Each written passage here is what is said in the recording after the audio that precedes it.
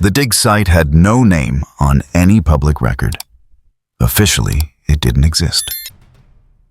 Vought International had routed the funding through 4 shell companies, 2 academic institutions, and a geological survey firm registered in Reykjavik that had never once conducted a geological survey. The site sat 300 meters below the surface of the Alaskan permafrost, accessible only through a pressurized shaft that took 11 minutes to descend. It smelled permanently and without explanation like copper and old meat. Dr. Elias Voss had been down here for 6 weeks. He didn't mind the smell anymore. What he minded, what sharpened his attention every morning when he reviewed the overnight data, was the fact sitting in front of him on the analysis table.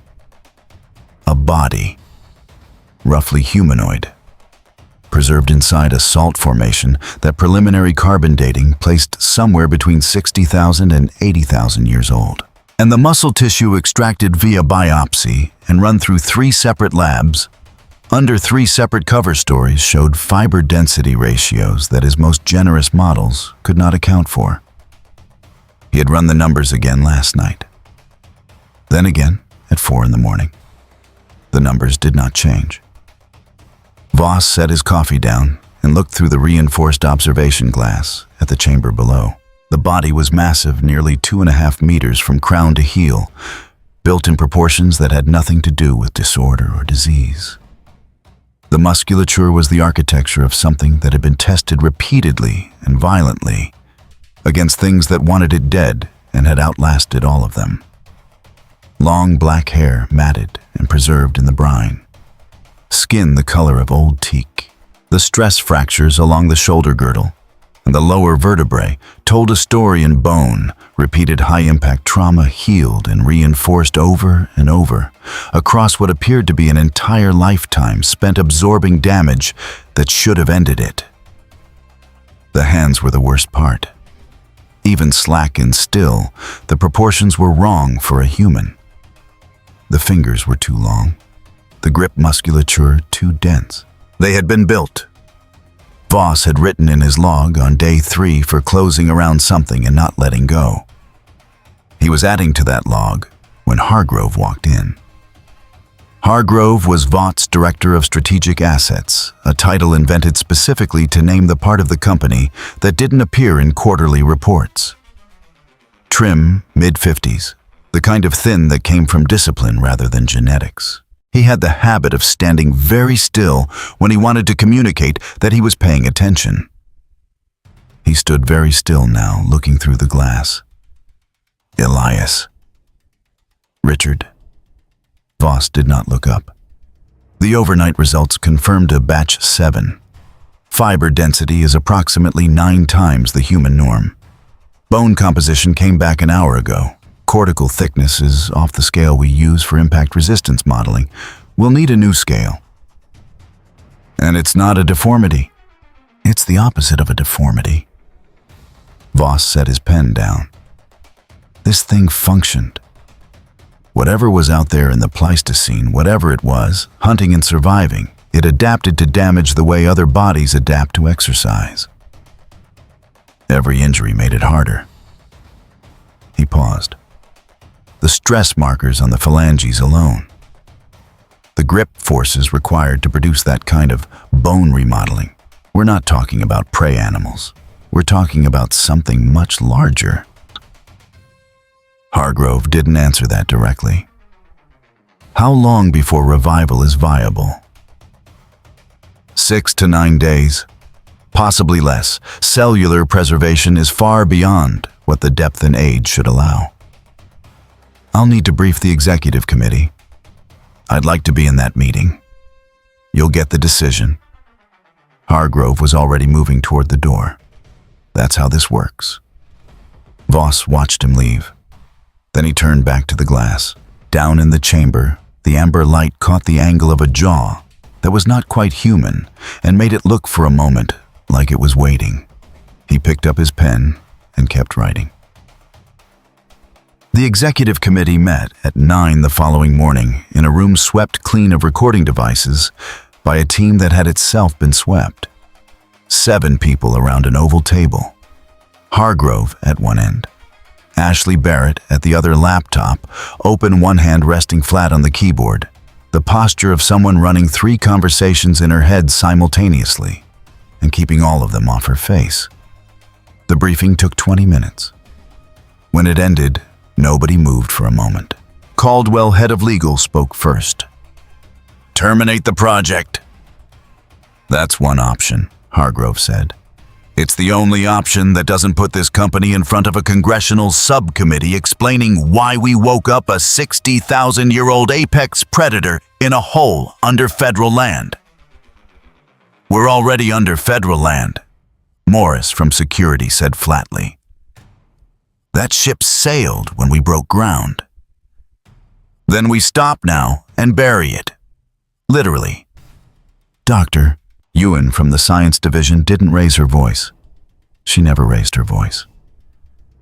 "The tissue architecture alone is worth more than everything we've spent on V-enhancement research in the last 4 years. If we can sequence the mechanism behind the fiber density, we don't need compound Vi for the next generation program. We grow it. We don't inject it." She let that sit for a second. "We bury this now. It goes into a vault and dies in committee. Legal wins. The science dies. We spend the next decade buying the same road we already built." Caldwell looked at her steadily. "And if it wakes up and kills everyone in the facility?" Ewan didn't hesitate. "Then we lose a facility." Ashley had been watching her screen. She closed the risk assessment she'd read twice already and looked up. "What's the current containment rating?" Morris answered. "Multi-layer. Steel-reinforced composite rated beyond anything we've tested a soup against. Nerve agent dispersal on a 60-second trigger. Cryo flooding on 30. Electric grid under the floor plating. Full response team on standby." He paused. "And if all of that fails, we call Homelander." Ashley's expression didn't change. The stillness on her face was the particular kind that meant the thing underneath it was moving very fast. "We are not calling Homelander," she said. "Not because I'm worried he can't handle it. Because the second we call Homelander, we are on camera explaining what we needed Homelander for. That conversation doesn't end. It becomes a headline. Then a hearing. Then we are sitting in front of cameras explaining a black budget extinction event with a PDF and a prayer." She looked at Hargrove. "Homelander is the last card, not the first." "Agreed," Hargrove said. "He's the floor, not the ceiling." Caldwell leaned forward. "I want it on the record that I recommended termination." "Noted. We proceed." The room emptied in the particular way of people who had just agreed to something they would deny agreeing to. Ashley was last. She stood with her laptop held against her chest and looked at Hargrove across the empty table.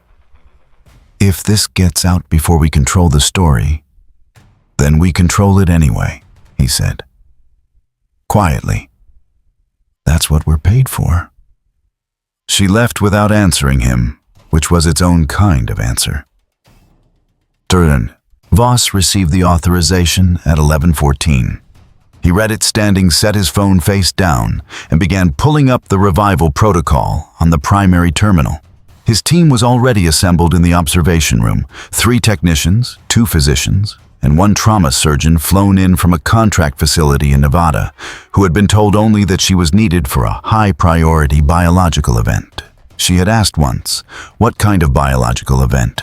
Voss had told her the kind that required her specific skill set. She hadn't asked again. He had a habit when working through a protocol of talking aloud, not for anyone else's benefit. Hearing the logic outside his own skull helped him catch the errors his written notes missed.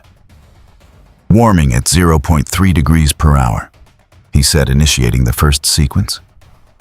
"We do not rush the membrane stabilization. The tissue gets whatever time it needs." He adjusted a dial. Neurological stimulation begins at the 48-hour mark, assuming core temperature targets are met.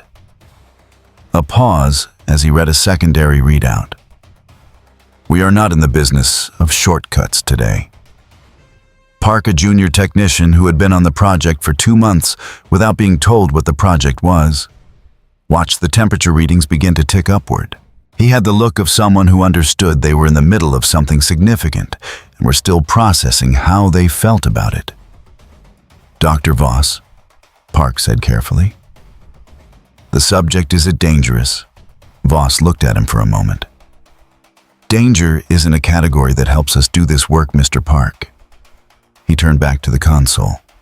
The question is whether the containment is adequate. I believe it is. Focus on your readings. Park focused on his readings. Below, through the reinforced glass, the chamber sat under its amber warmth. The body lay, the way it had lain for the better part of a geological epoch, absolutely still, absolutely silent. The salt had given up its color slowly over the past weeks as the environmental controls shifted, and now the chamber walls showed pale striations in the rock layer upon the layer of compressed time. 47 minutes into the warming sequence, a monitor registered a shift in the subject's bioelectric baseline.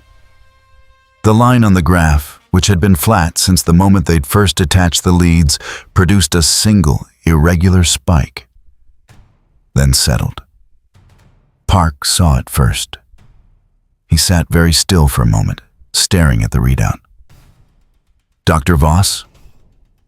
Voss was already looking.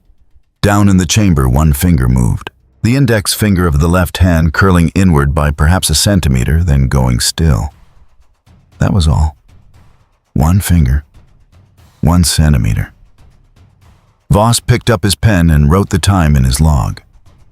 His pulse had kicked hard once. He kept his face arranged into something neutral. Begin continuous vitals monitoring, logs every 30 seconds. He set the pen down. And contact security. Tell them I need the response team at full readiness, effective immediately. He did not look away from the glass. The finger had not moved again. But the bioelectric line had not fully flattened either. It sat now just barely above baseline, a faint, stubborn signal where there had been nothing for 60,000 years. Elias Voss had spent his career believing that everything alive could be measured, cataloged, and ultimately controlled. He still believed that. He wrote it in his log.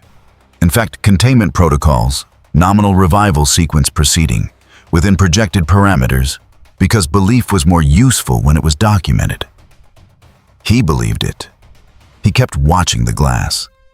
The chamber was very quiet. The hands did not move again.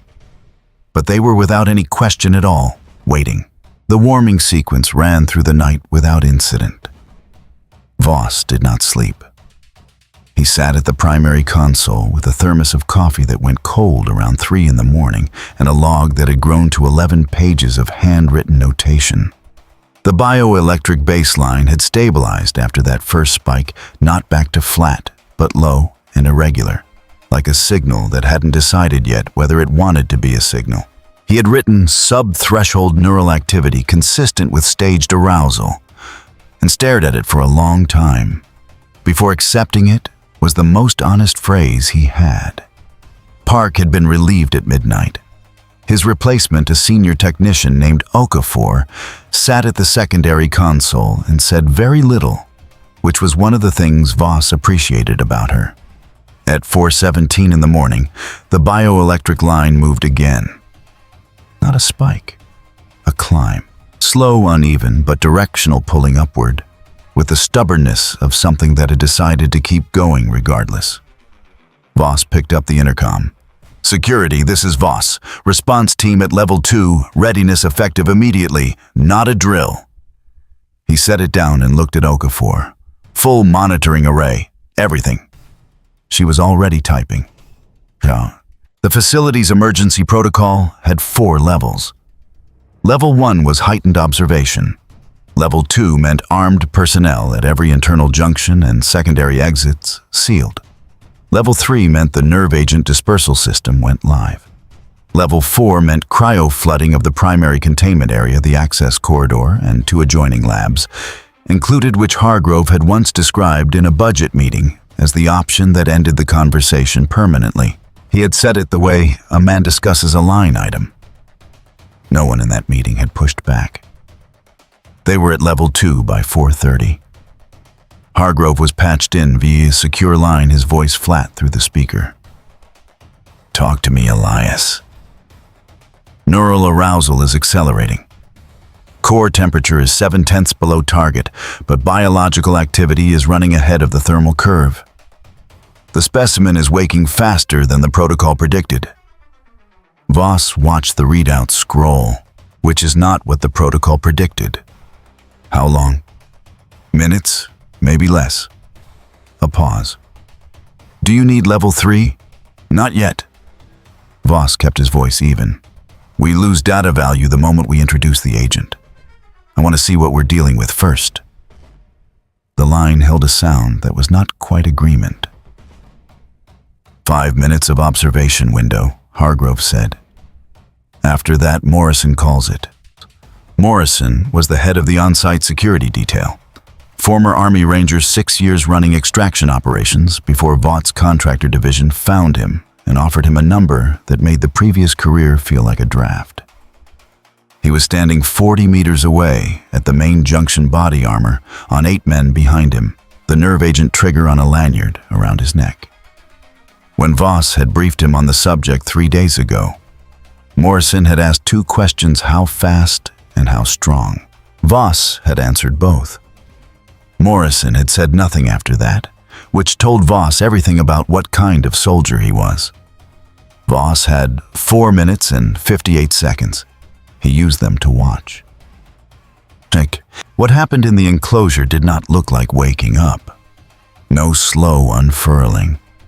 No eyes opening with the careful blankness of someone surfacing from sedation.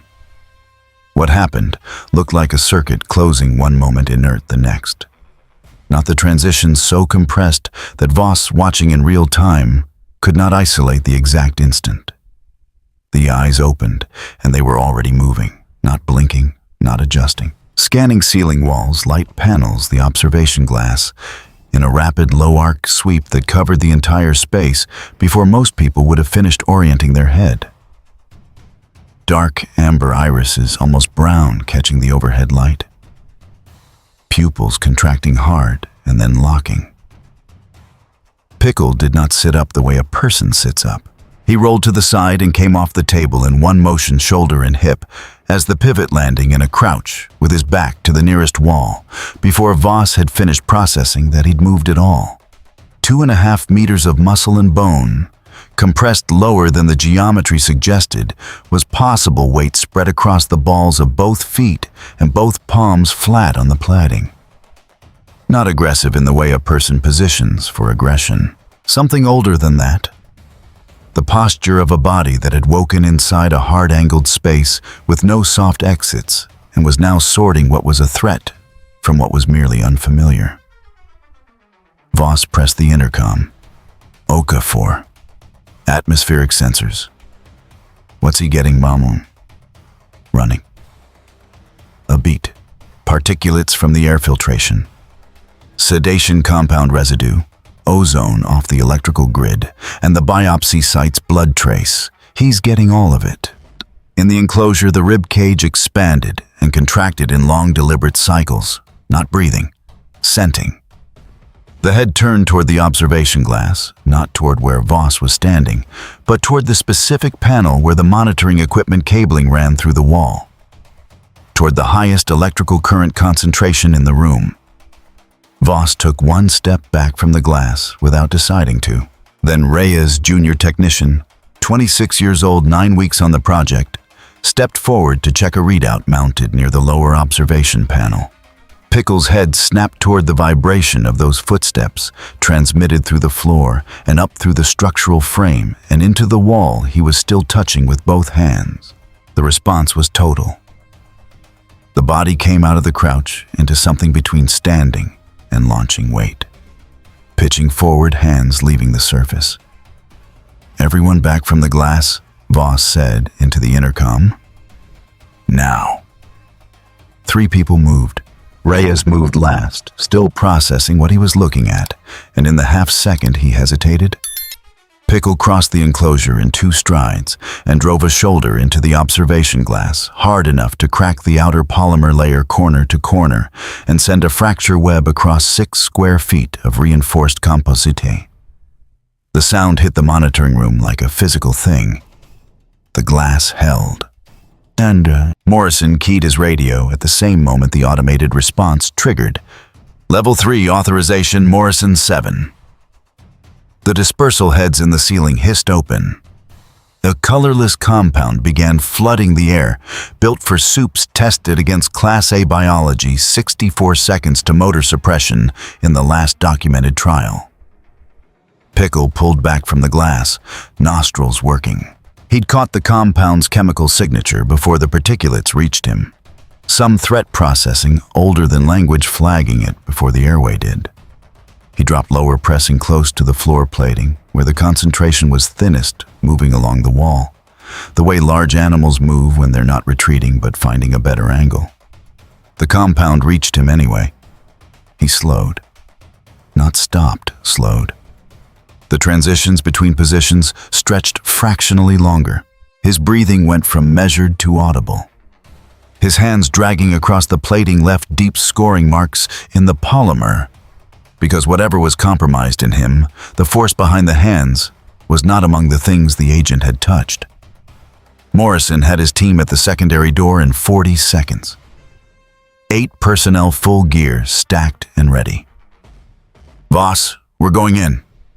Wait. Windows closed. Morrison keyed the release and the door came up. The first 2 men through had their formation broken before they cleared the threshold. Pickle was no longer where the monitoring system had last registered him. He'd used the dispersal time to move to the far corner where 2 walls met at a juncture the overhead cameras couldn't fully resolve. A structural shadow 90 seconds was apparently enough to identify and reach. He came out of it at floor level below sight lines, below the angle-trained personnel track threats, and hit the entry formation at ankle height with enough momentum that 2 men went into the wall, and a third hit the door frame hard enough that the sound traveled back through the open channel. Morrison called a reposition. His team tried. Blood went up the wall. Not a lot. Enough. 2 down in the first 12 seconds. 1 was moving toward the exit. The other was not. The remaining 6 pulled back into the corridor, and Morrison triggered the cryo secondary, not level 4, but the targeted chill units in the northern section, dropping ambient temperature 30 degrees in under a minute. Upstairs, Hargrove's voice came through on the operations line, quiet and even. Casualty count? The duty officer answered. 2 confirmed. Possibly 3.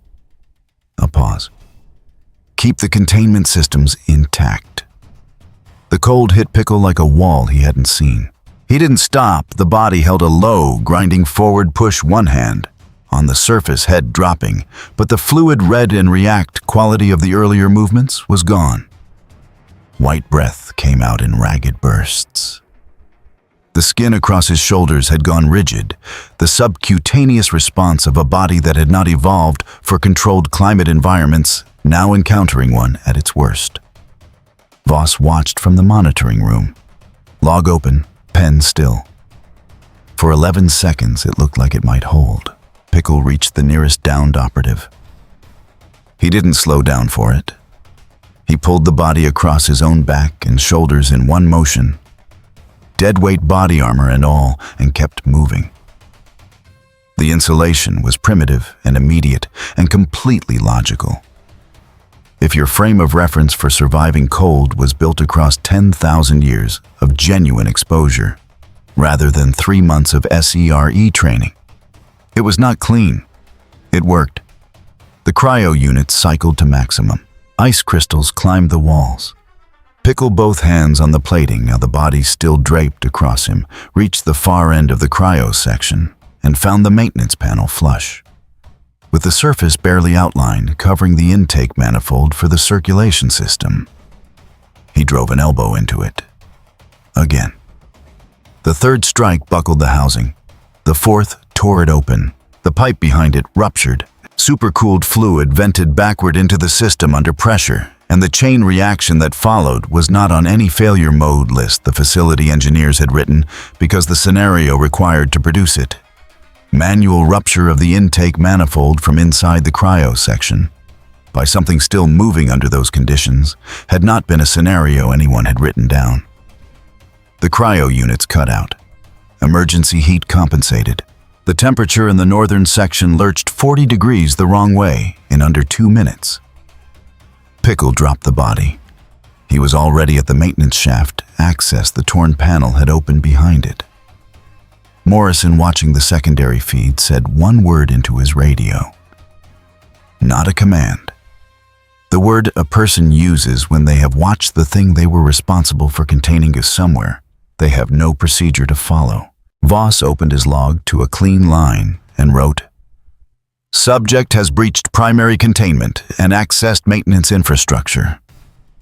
Current position unknown." He looked at it. Then he picked up the secure line. "Richard?" His voice was level, the particular flatness of a man whose composure was still functional, but only just. "We have a problem."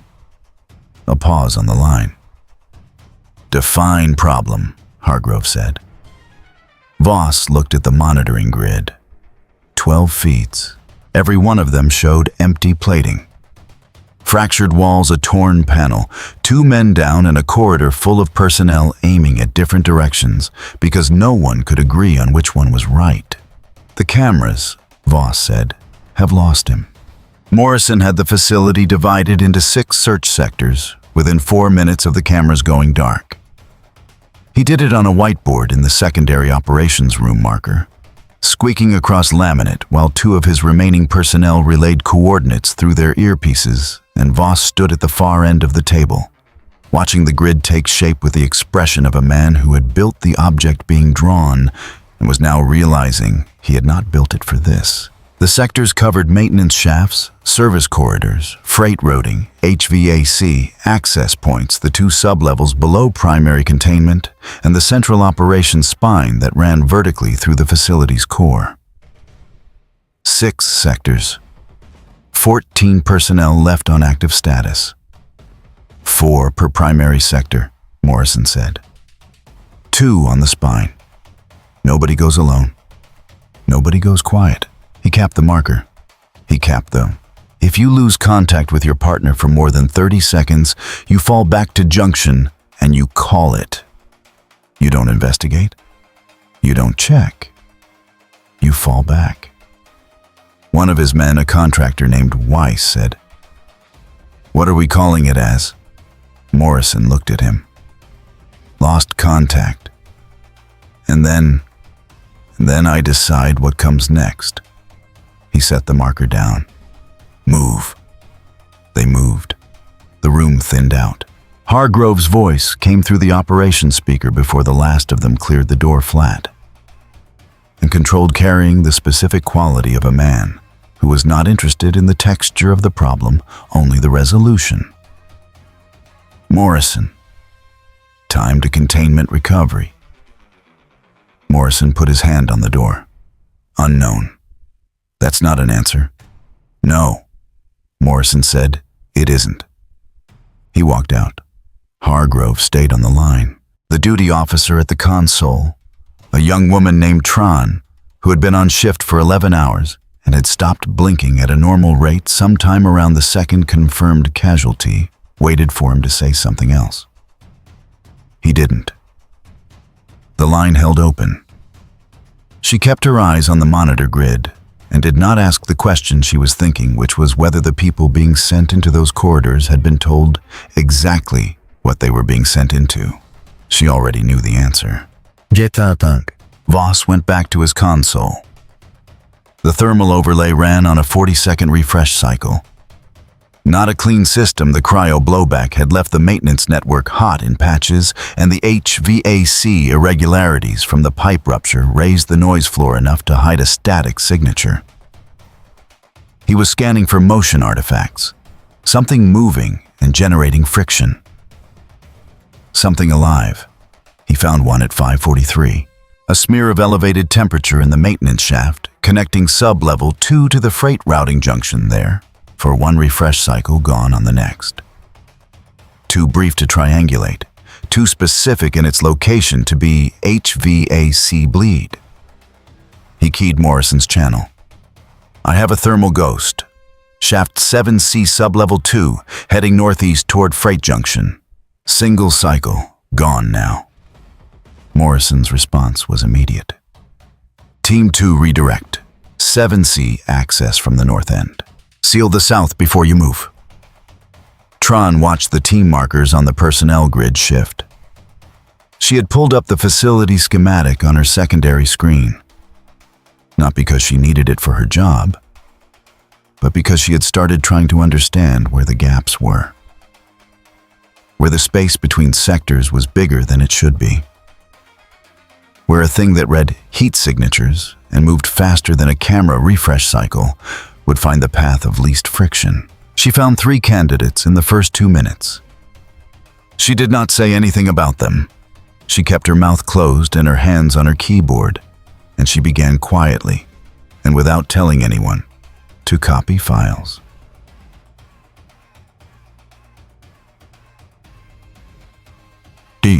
Sector 4 went dark at 5:51.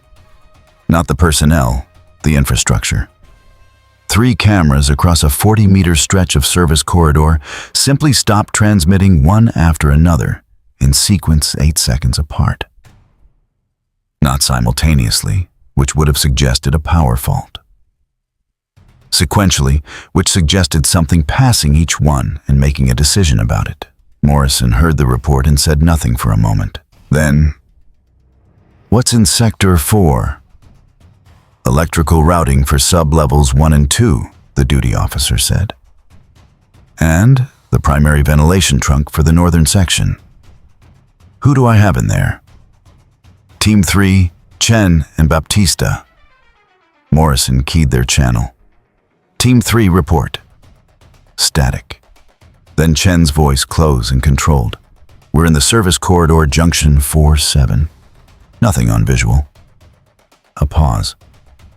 Baptista stay. The transmission cut. It came back 9 seconds later. Chen only. I need extraction at junction 4-7. Baptista is another cut. Morrison sent team 5. They found Chen at the junction, back against the wall weapon, up, pointing at nothing. Baptista was 20 meters further down the corridor in a position that made it immediately clear he would not require extraction. The cameras in that stretch had not come back online. Team 5's lead, a contractor named Ruiz, got on the channel and said very quietly, "It didn't take him far. It just took him far enough." Morrison understood what that meant. He updated his search grid and did not say anything to Hargrove about it. Voss was staring at a schematic he'd pulled up, not the official facility map, but the engineering overlay, the one that showed load-bearing columns, insulation gaps. The dead space between structural walls where nothing was supposed to exist but air and conduit. He was tracing the thermal ghost's trajectory backward through the data, trying to reconstruct a path from the cryo section breach to the Sector 4 corridor. The path he found did not go through any door. It went through a section of decommissioned HVAC duct that had been sealed in the facility's 3rd renovation 10 years ago. Sealed on the schematic. Apparently not in practice or not anymore.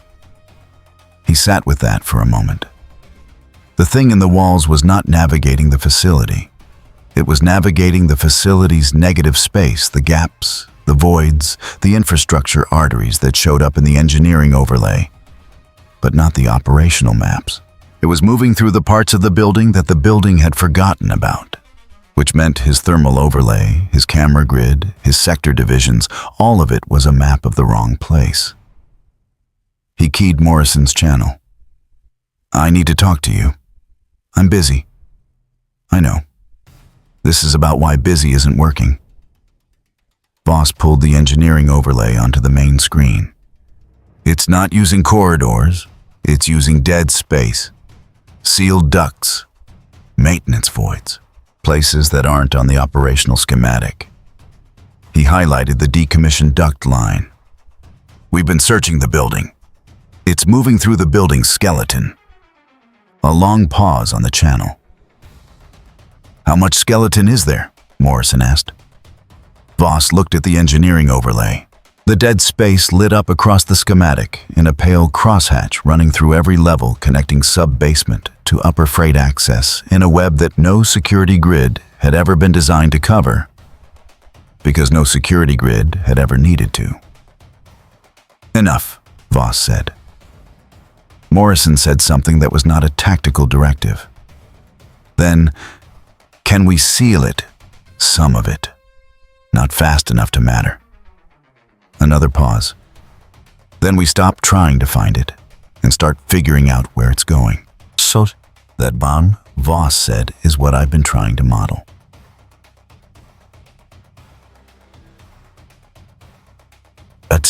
What Pickle was doing was not navigation in any sense a trained operative would recognize. He was following gradient.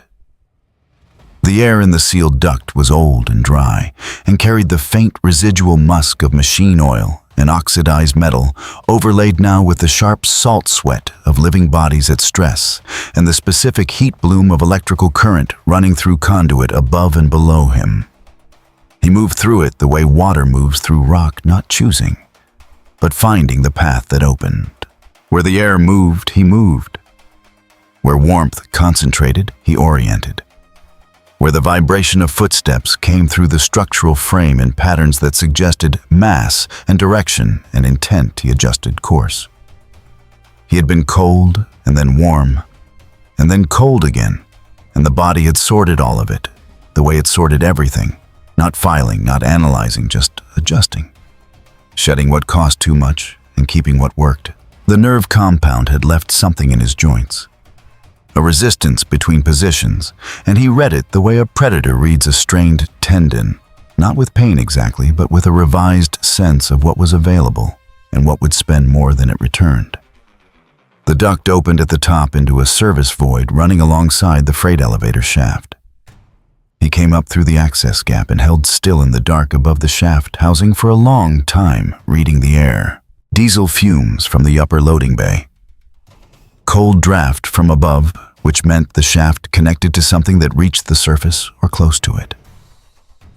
Distant vibration through the shaft wall generators, somewhere up, running hard, and underneath all of it, barely there, the trace of outside air particles that had never been through a filtration system, organic matter that hadn't been processed, the faint biological complexity of a world that was not a sealed box 300 meters underground.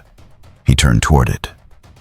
And at 6:14, the freight elevator shaft registered an anomalous weight event on the load sensor, not the elevator itself, which was locked out, but the shaft housing.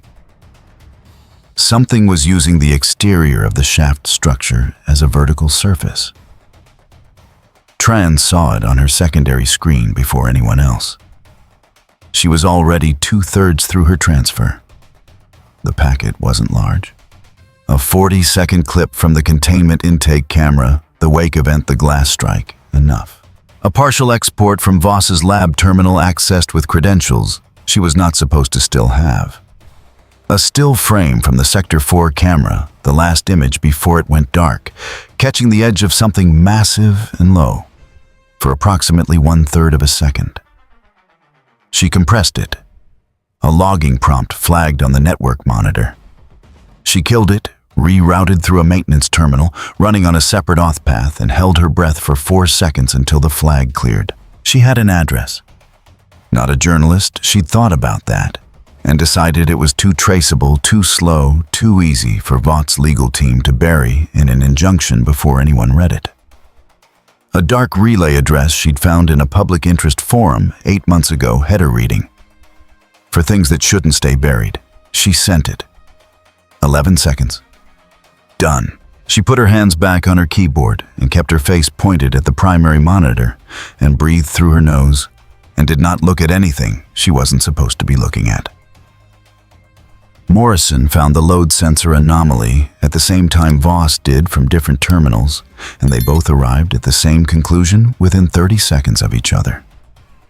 The freight shaft ran from sub-basement through 4 service floors to the upper loading bay, past 2 blast doors and a checkpoint outside.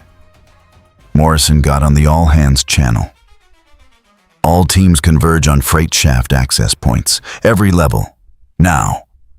If it's in the shaft, we cut it off from above and below simultaneously. Listen, he was already moving toward the nearest stairwell. And someone get me Hargrove. Hargrove was already on the line. He had been monitoring since the Sector 4 report and had said nothing, which was its own kind of statement. Richard Torres and Dams, Morrison said, taking the stairs 2 at a time. We need the upper blast doors sealed in the next 90 seconds. Those doors take 3 minutes to cycle, Hargrove said. I know. A pause. What happens if we don't seal them in time? Morrison hit the landing for sub-level 1 and kept moving. He didn't answer that question because the answer was self-evident, and Hargrove knew it, and saying it out loud served no operational purpose.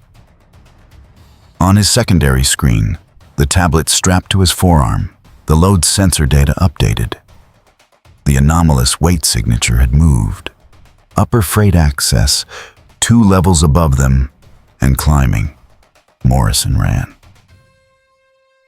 Voss sat at his console and looked at the engineering overlay and understood, with the clean and terrible precision of a man whose entire professional framework had just been revealed as a category error, what had happened. He had classified the specimen as a revived biological subject. He had designed a containment protocol around that classification. He had briefed security around that classification. He had argued for that classification in front of a committee and won the argument with data he had gathered himself and believed completely. The classification was wrong. Not wrong in a way that could be corrected with better data. Wrong in the way that a map is wrong when it shows you a road that doesn't exist, usefully wrong for a while, then catastrophically wrong the moment you drive off the edge. What was in the freight shaft right now was not a subject. It was not a specimen. It was a body that had been built by 60,000 years of genuine predatory pressure into something that treated enclosed spaces the way he treated data sets as systems, to be red gaps to be found, pressure points to be exploited. It had come out of 60,000 years of death frozen in salt, and within 2 hours had turned their containment facility into a hunting ground. He had given it walls, he had given it dark, he had given it heat signatures to follow and air currents to read, and the vibration of terrified people moving through the structure it now owned. He had given it everything it needed. He reached for the intercom, then stopped. There was nothing useful to say that Morrison didn't already know, and the impulse to speak was coming from the part of him that wanted to still be the person running this situation, rather than the person who had created it. He took his hand off the intercom. On the monitoring grid, the last camera with line of sight to the upper freight access caught a single frame before whatever passed in front of it ended the feed permanently. A shadow low and fast, clearing the upper blast door, housing not through the door but over it, using the housing bracket as a grip point and then gone. The blast door finished cycling 40 seconds later. It sealed an empty corridor. Seal. Morrison's voice came through on the operations channel, breathing hard, stripped of everything except the information. It's out of containment. It's in the logistics corridor. A pause. We've lost the facility perimeter. Hargrove said nothing for a long moment. When he spoke, his voice had the particular quality of a man recalibrating from one kind of problem to a much larger one. Seal the surface access, alert the contractor security network, and get me Ashley Barrett. Babja Tatran wrote down the time in her personal log and then deleted the log and cleared the cache and folded her hands on her keyboard and waited for whatever came next, which she was fairly certain would not be good for anyone in this room. On the other side of the facility, in the dark of the logistics corridor, something that had been frozen for 60,000 years breathed the first air that had not been processed by a machine in 2 hours and moved toward the distant cold of the Alaskan surface. It did not know what was up there. It knew the air was different. It knew the gradient ran that direction. That was enough. The air outside was nothing like the air inside. It was not a temperature difference, though the temperature was real. A deep Alaskan cold that hit bare skin like something solid. It was the composition. The air in the installation had been filtered, recirculated, stripped of everything that wasn't oxygen, nitrogen, and Vaught's preferred ratio of humidity. It had no information. It smelled of concrete and climate control, and the faint chemical signature of people living in close quarters under fluorescent light. This air smelled of everything. Tundra. Diesel exhaust from the generator cluster 200 meters northwest. Animal trace from something large that had moved through the area recently. Jet fuel very faint from the supply route above. Frost and soil and the particular mineral sharpness of exposed permafrost. And underneath it all, carried on a wind that had traveled a long way. Before arriving here, the biological texture of a world that had never been sealed in a box. Pickle held still in the shadow of the surface access housing body, low both hands against the frozen ground. He pulled threat from weather, the way he pulled prey from silence, not thinking, not naming, just reading. The logistics route ran northeast. Warm air came from a cluster of structures 200 meters north. Human sound generators. Voices' boots on metal grating came from a checkpoint station 40 meters to his left. He stayed in the shadow for a long time. Then one of the contractors at the checkpoint walked around the side of the station to check the perimeter fence, and the fence was on the far side of the station from where Pickle was, and the man did not come back. The radio at the checkpoint went to static 30 seconds later. His partner waited 90 seconds before calling it in. By then, the shadow next to the surface housing was empty. Ashley Barrett had been awake for 22 hours when Hargrove's call came through, and she had spent the last 4 of those hours in a car she didn't remember getting into, being driven somewhere she hadn't been told, which was its own kind of answer about how bad this was. The call connected before she'd finished pulling up her secondary phone. "Talk to me," she said. "Subject is surface side." Hargrove's voice was the temperature of a wire. Logistics corridor breach was confirmed at 0640. Contractor security network has been alerted. We have one confirmed incident at the surface checkpoint as of 8 minutes ago. Define incident. One contractor unaccounted for. Radio silence. Ashley closed her eyes for exactly 2 seconds. How many people know about this? In-house 14 plus the facility team, contractor network, the checkpoint crew that responded, and their ops coordinator. That coordinator has been asked to hold communication pending review. Asked. Instructed. There's a difference, she said, and the difference is whether it holds. She pulled up her laptop. What's the current classification on the facility event? Industrial accident chain pending review. All casualties. That'll last 48 hours if we're lucky, and the contractors are scared enough. She was already typing. What are we calling the subject? A pause. We haven't established terminology yet. Then that's the first thing we do. Right now, before anything else. She stopped typing. Because if anyone outside this chain gets to name it first, we've already lost the narrative. You understand that, right? We do not let this become a word on social media before we decide what word it is.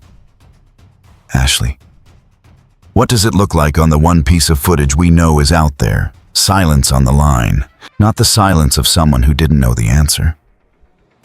The silence of someone deciding how to say it.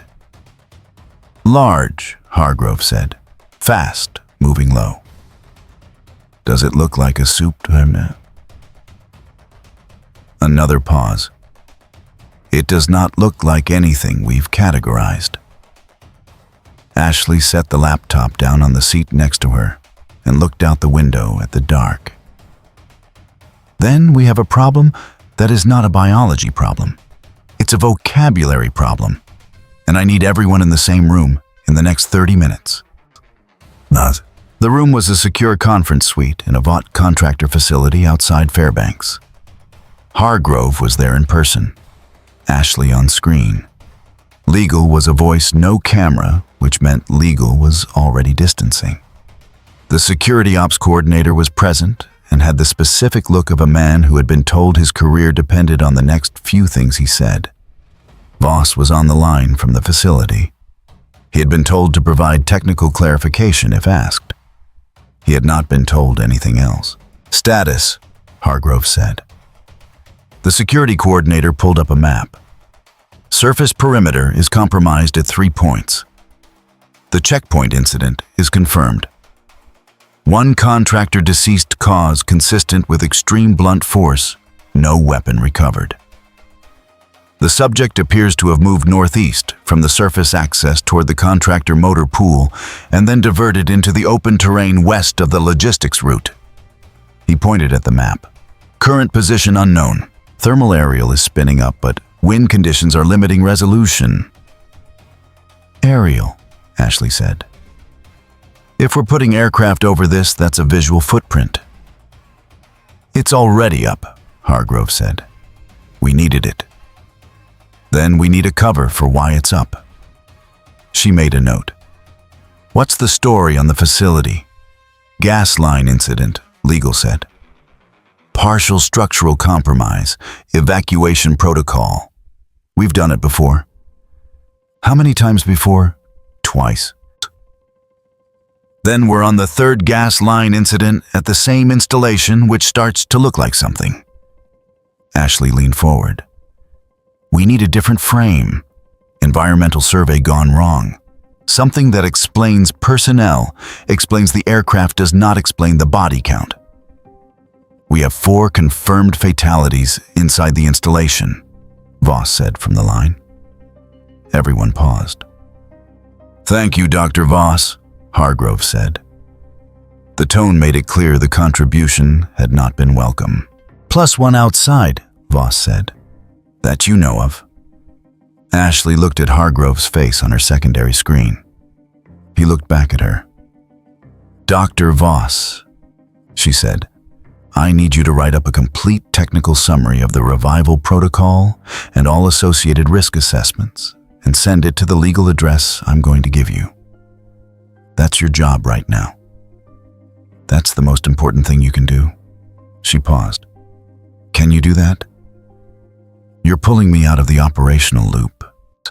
I'm giving you a very specific and very important task. A silence on the line that said everything. Then, yes. Thank you. She cut his audio, not his connection, just his audio. She needed him available. She didn't need him talking. Black Noir, she said. Hargrove looked at her. We discussed this. We discussed it when this was a facility event. It's not a facility event anymore. It's a surface event, and it's moving. She folded her hands on the desk, which was the thing she did when she needed to not look like she was panicking, which she was. Noir goes in quiet. Noir finishes it. No cameras, no 7 branding, no clip that ends up with a congressional staffer wondering why America's greatest hero needed help with something. She heard her own voice clip the last word harder than she meant to and dialed it back. Homelander stays in the box until we know we can frame his involvement as cleanup, not response. Response means we had a problem. Cleanup means we solved one. Noir's current status, Hargrove said to the room. Available Dahutradia, the security coordinator said. He can be on site within 3 hours. Make it 2, Ashley said. In a converted warehouse in Hoboken that had no identifying signage and a plumbing permit filed under a company name that had been dissolved in 2019. Billy Butcher was eating a sandwich and watching a 40-second video clip for the third time. The sandwich was getting cold. He didn't notice. "Right," he said. He set it down. "Where'd this come from?" Frenchie was at the secondary terminal running the metadata. "Relay address. 6 hops, 2 of them through dead servers. Whoever sent it did not want to be found easily." He paused. They also attached a lab export partial but readable. Vought biometrics header. Project designation redacted, but the facility coordinates are still in the file properties. He looked up. Alaska. "Vaught's got a lab in Alaska," MM said. He was standing against the wall, arms crossed. "We knew that. We didn't know what was in it. Now we've got to guess." Butcher hit replay. The footage was rough intake camera, bad angle, compressed hard for transmission. But the wake event was there. The glass strike was there. And the still frame from the corridor camera was there, 1/3 of a second bad resolution. Something massive and very low moving through a space it should not have been able to fit in. "That's not a soup," Frenchie said. "No," Butcher agreed. "Soups move differently. Even the strong ones, the ones built for blunt force, they still move like people. That..." Frenchie shook his head. "That moves like something else." Huey had been quiet since they'd pulled up the clip. He was looking at the still frame, the partial silhouette, the size of it relative to the door frame. "There are 4 casualty references in the data export," he said. "Inside the installation, and the timestamp on the last camera feed is less than 2 hours ago." He looked at Butcher. "Whatever this is not in a lab anymore." He said it like a statement. It came out sounding like something else. "No," Butcher said again. He was still looking at the screen, and the particular quality of his attention very still, very focused, the way a man looks at something he's been waiting a long time to see, had shifted the air in the room slightly. Vought dug something up, brought it back, and lost it. And now they're going to spend the next 72 hours trying to bury it under the right set of words before anyone figures out what actually happened. "How many people you think died in that installation?" Huey said. "Enough?" Butcher said, which was the same word Voss had used about the dead space in the engineering overlay, though Butcher would not have known that and would not have cared. "The interesting question isn't how many. The interesting question is what Vought does next." But Kimiko had been sitting at the far end of the table since they'd started. She had not looked away from the still frame on the secondary monitor. Not at the data export, not at the metadata breakdown, not at Frenchie's analysis. Just at the partial silhouette in the corridor camera, the shape of something that wasn't built along human proportions, moving through a space it was too large for. Her expression had not changed. MM watched her for a moment. "What are you thinking?" She didn't answer, which was its own kind of answer. "I want coordinates," Butcher said to Frenchie. "Whatever's still readable in that file. And I want to know if there's been any contractor network chatter out of Alaska in the last 6 hours." He picked up the sandwich again. Because Vaught's first move after something like this isn't cops, and it isn't press. It's a cleanup crew. And if we can get to the cleanup before Vought does, we get to decide what the story says. "And what does the story say?" Huey asked. Butcher looked at him. "Whatever makes Vought look worst." He took a bite of the sandwich. "Business as usual." 60 meters into the open tundra west of the logistics route, Pickle was motionless in a shallow depression in the frozen ground, body flat, chin, down, arms spread for maximum surface contact. The cold here was different from the cryo section. The cryo section had been a machine pushing temperature at him from a fixed direction. This cold was ambient everywhere, from the ground and the air and the sky. Not aggressive, but total, the kind that did not attack so much as simply exist at a level below what a body maintained without effort. He was generating enough internal heat to compensate. But the compensation had a cost, and cost was information. He had killed one person near the surface exit. Not because the person had been a specific target, because the person had been between him and the open terrain and had moved toward him instead of away, which was the kind of error that only happened once. He had not gone toward the structures. The structures had heat and cover, but they also had the specific vibrational signature of many people in an enclosed space who were aware of him. A quality of alertness that came through the ground and the air as a distributed tension, different from the unaware human presence he had learned in the installation's final corridors. Moving toward that kind of awareness was a different calculation. The open terrain offered nothing. No cover, no warmth, no food, no water he could smell. But the wind from the northeast was carrying something he had not identified yet. Not human, not machine. Something biological, far away, moving. Something he recognized at a level below the level where recognition required a name. He oriented toward it. He began to move. Black Noir's briefing took 4 minutes. The coordinator gave him a map, a last known position, a thermal aerial still from 40 minutes prior, showing a heat signature that did not match anything in the installation's personnel roster, and a priority designation that in Vaught's internal classification system translated loosely to resolve before morning. Noir looked at the thermal still for a long time. He did not ask questions. He never asked questions during briefings, which was one of the reasons he was the one being briefed. He handed the still back, picked up his gear bag, and walked to the helicopter without looking at anyone. The rotor started. The cold outside was significant. He didn't feel it in any way that changed his assessment of the situation. He had been sent after harder targets than this. He told himself that in the helicopter, watching the dark terrain move below him, the thermal scanner on his forearm already running. He told himself that, and mostly believed it until the scanner picked up the signature, not where the aerial had shown it, but 12 kilometers further than projected. Moving fast.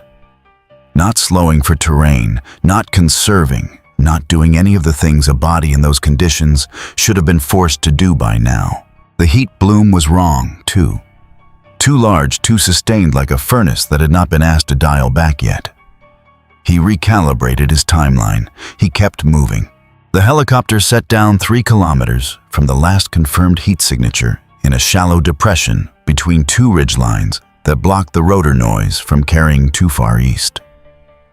Noir was on the ground before the skids fully settled, moving low, and northeast scanner running gear checked in the 40 seconds between landing and the tree line. The coordinator's voice came through his earpiece once. Asset is mobile. Last position update 22 minutes stale.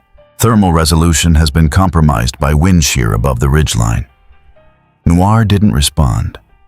He never responded to operational updates in the field unless he needed something. He had everything he needed. The ground was frozen hard under a thin layer of recent snowfall, which was useful. Fresh snow held prints. These were not the prints of anything moving upright. The contact pattern was lower, wider, weight distributed across a larger surface than any stride. He recognized the depth of impression, suggesting something with enough mass to compress the frozen substrate past the point where his experience had calibrated numbers for.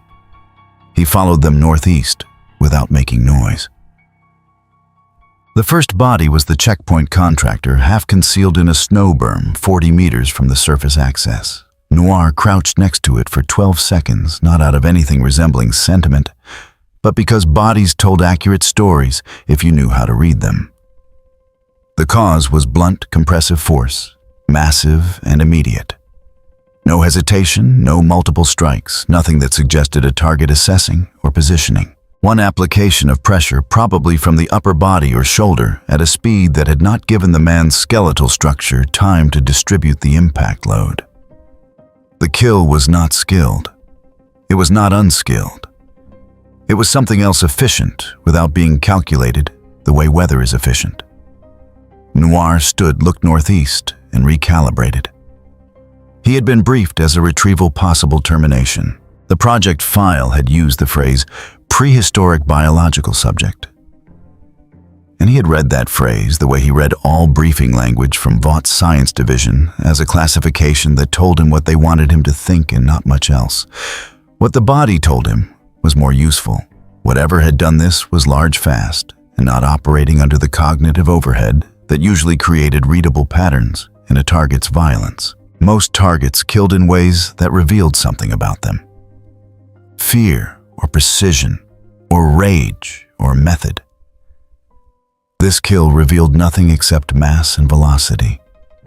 He made a note of that and kept moving. "Gents," Ashley's voice came through at the 40-minute mark, cutting across the wind channel. "What's your current status?" Noir kept walking. His earpiece transmitted ambient sound automatically when he didn't respond. Terrain noise wind his own footfalls on the hard pack. "We need a timeline," she said. "The aerial window closes in 90 minutes, and I need something to give Hargrove before the contractor network starts asking questions we can't answer." He stopped. He pressed his comms once, which in their system meant acknowledged "will update" when there is something to update. Then he took it out and put it in his jacket pocket because the earpiece created a faint but real vibration at his temple that was competing with the information his body was collecting from the ground. The tundra was very quiet. Wind from the northwest, steady, not gusting. Bird sound had stopped roughly 200 meters back, which meant something had passed through this section of terrain recently, and the wildlife had not yet decided it was safe to resume. He was close. Pickle heard the helicopter when it was still 4 kilometers out. Not as a helicopter, the concept didn't exist. As a rhythmic mechanical pressure that moved through the air in a pattern no natural system produced, carrying the smell of fuel and hot metal and the body heat of 2 people. It landed somewhere west and went quiet. He tracked the sound's absence as carefully as he had tracked its presence. Then one set of footsteps began moving in his direction. This was different from the checkpoint crew, from the installation's response teams, from every cluster of bodies he had moved through or away from since surfacing. This one moved without sound. It didn't need to make. No shuffle, no gear rattle, no the weight shift hesitations of people who weren't sure of their footing. Just clean, deliberate ground contact and the very faint mechanical whisper of something electronic running at low power. He went lower. His chest was close to the frozen ground, both hands flat, reading the vibration of those footsteps through the substrate. They were coming in a straight line. Not triangulating, not circling, straight line. The thing moving toward him knew where he was. He had been hunted before, not by things with metal and electronics and warm clothing designed for cold, by things much larger. The experience was not similar in its details, but it was identical in its weight, the specific quality of another predator's attention arriving through the environment before it arrived in person. He began to move laterally, slow and low, pushing into the shadow of a snow-covered ridgeline, so the cold ground was behind him and not the open sky. Noir caught the lateral movement on the scanner at 600 meters. Not the signature itself, the gap where the signature had been. A heat bloom that had been tracking northeast, suddenly absent from its projected position. Either the subject had gone underground, which this terrain didn't support, or it had read the approach and redirected before any visible contact. He stopped moving. There were not many targets in his experience that could read an approach at 600 meters in open terrain without line of sight. He could count them on one hand and still have fingers left. He had handled all of them, but he had handled them differently than this briefing had suggested he would need to. He shifted the scanner to wide area passive, stopped using his own movement to cover ground, and let the wind and the silence tell him what the electronics were missing. The bird's sound was still absent. 30-degree arc northwest to north-northeast. He moved north.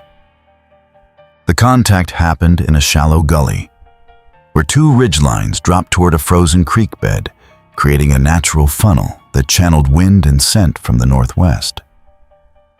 It was Noir noted in the fraction of a second before it went physical and an excellent ambush site if you understood terrain through something other than a map. He came around the lip of the gully's east wall, and Pickle was already in motion, not charging but dropping lower. The mass of him shifting into the gully's shadow with a speed that the size was not supposed to allow, using the slope for momentum. The way a landslide uses slope, which was to say without choice and without hesitation, and with the full weight of physics behind it. Noir cleared the first contact by a margin that cost him his footing on the iced creek bed. He recovered in under a second. He was already inside the gully back to the east wall, reading the opposite bank for the follow-up. It came from his left, not the bank. The subject had used the initial pass to reposition, which was not what Noir's threat model predicted, because his threat model assumed a target moving primarily on momentum and mass, and this was something more adaptive than that. He got the blade into play. The first cut was real. Across the outer shoulder, deep enough to matter not a disabling strike, but a significant one. The kind that most targets registered as pain signal and reacted to with some version of retreat or pause. He followed it immediately with a joint lock on the wrist applied at the rotation point that would have folded the elbow on a human target in a direction it wasn't designed to go. The wrist didn't fold. The arm pulled against the lock with a torque that Noir hadn't budgeted for, and what happened next happened very fast. The lock became a grip, the grip became a yank, and the geometry of the entire engagement compressed from technical precision into something much less structured. Noir was inside the subject's reach, which was precisely where he had needed to be, and it was also the worst possible place in the world to be. He used the blade twice more and close. Both cuts landed. Neither one changed what was happening. Pickle closed the remaining distance between them, and what followed was not a fight in any sense that rewarded skill or training or experience. It was compression, massive total, the specific and terrible sensation of being held against something that was not interested in the outcome of a contest, only in the application of weight and force, until the thing it was holding stopped being a threat. Noir's ribs took the worst of it. He had broken ribs before. He had worked through broken ribs before. He broke the grip by driving the heel of his palm upward into the jaw hard twice and felt the second strike land clean. Pickle's head snapped back. The grip loosened by a fraction, and that fraction was what Noir needed. He went down and rolled clear across the creek bed and came up against the far bank with the scanner gone lost somewhere in the gully, transmitting to nothing, and the blade still in his hand, and 3 broken ribs and a shoulder that had taken damage he hadn't registered yet because his body was still making the triage decisions. Pickle was across the gully, not pursuing immediately. Blood on his shoulder where the first cut had gone in, visible even in the low light. He was still in the crouch weight forward, reading the space between them with that particular quality of attention that Noir had now felt from close range, and which was nothing like any human adversary he had encountered. Not patient, not calculating, not angry. Just present in a way that made every other thing in the gully feel slightly less real by comparison. Noir did not move. They held that distance for a moment that was longer than it had any tactical reason to be. Noir's operational language had a category for this situation. The category was, do not re-engage without positional reset. He was in a gully with no scanner, no Overwatch 3 ribs compromised, and a target that had just demonstrated it could close his technical advantages in under 4 seconds of contact time. The category was correct. He pressed his comms with 2 fingers. The signal that meant extraction, immediate current position. Then he began moving up the east wall of the gully, slow and controlled, keeping his body between the subject and his back. Each reach upward pulled the broken ribs against each other in a way that compressed his breath to something shallow and careful. He did not stop. He did not make a sound. Pickle did not follow. He stayed in the gully's shadow and watched Noir climb, and the watching had no triumph in it and no mercy either. It had the quality of something that had determined through whatever process it used, instead of thought, that the thing moving away was no longer worth the cost of what closing that distance would take out of it. Noir crested the ridgeline and moved into the dark beyond it without looking back. Behind him in the gully, the only sound was wind moving across frozen ground and the slow drip of something warm hitting something cold, neither of which the tundra had any particular interest in. Thunder. Ashley's phone showed Noir's extraction signal at 11:47. Not a status update, not a timeline. An extraction signal, which in the protocol she had spent 4 years building with the security team, had one meaning: the asset needed immediate removal, and the job was not done. She stared at her screen for a long moment. Then she opened the line to Hargrove. "We have a problem," she said, which was what Voss had said 6 hours ago, and which had been true then, and was considerably more true now. Hargrove said nothing for a beat. When he spoke, his voice had the flatness of a man reconfiguring his entire model of the situation. "How bad?" Ashley looked at the extraction signal on her screen. The protocol that meant their best quiet option had just transmitted from the middle of an Alaskan tundra that had been until 3 hours ago empty. "Bad enough," she said, "that we're going to have this exact conversation about Homelander again. And this time, I don't have anything left to stop it with." The medevac set down at the contractor facility outside Fairbanks at 12:31. Ashley watched it from the window of the operations room. Not because she needed to see it, the field report had already told her what was on it, but because the act of watching something land told her things the report didn't. She counted the time between touchdown and the moment the medical team moved. She watched the way the 2 contractors who met the helicopter moved their hands, the quick involuntary flinch of people looking at damage they hadn't anticipated. 3 broken ribs, 1 compromised shoulder, 1 lost scanner, 1 field engagement that had been classified in the extraction report as inconclusive contact with subject. Inconclusive. She had used that word herself in other situations when the word she meant was failed. She recognized it when someone else used it on her. Hargrove appeared at her shoulder. He looked at the helicopter the way he looked at balance sheets, not with feeling, but with calculation. "The shoulder is the problem," he said. "Ribs heal. Shoulder damage means he's out of operational rotation for at minimum 4 to 6 weeks. "We're not talking about rotation," Ashley said. "We're talking about what this means." "I know what it means." "Then say it." A pause. The medical team disappeared into the building with what they'd brought in. The helicopter's rotors slowed. "It means our quiet option is spent," Hargrove said. Yes. The war room had 8 people in it and no windows, which was intentional. The contractor facility had been built for exactly this kind of conversation. The kind that needed a room without sight lines to the outside world, where the outside world could not observe people deciding things. Ashley had stopped pretending to look calm. There was a threshold beyond which the performance cost more than it bought, and she had crossed it somewhere between the extraction signal and the injury report. Now she sat with her hands flat on the table and let the conversation happen without trying to steer it the way she usually did. Legal was first. The paper trail from the installation event is becoming a problem.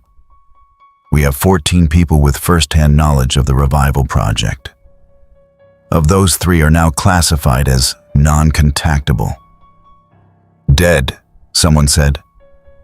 Non-contactable, Count Legal said, with the patience of a person who had made this distinction many times before. How many of the remaining 11 can we contain? Hargrove asked, not looking up from the tactical map. The room absorbed that question without anyone answering it directly, which was itself an answer. We have the Voss documentation chain. We have the field injury report that does not match any approved operational activity. We have a medevac on a flight path that goes through 3 contractor relay points, all of which are logged. A pause.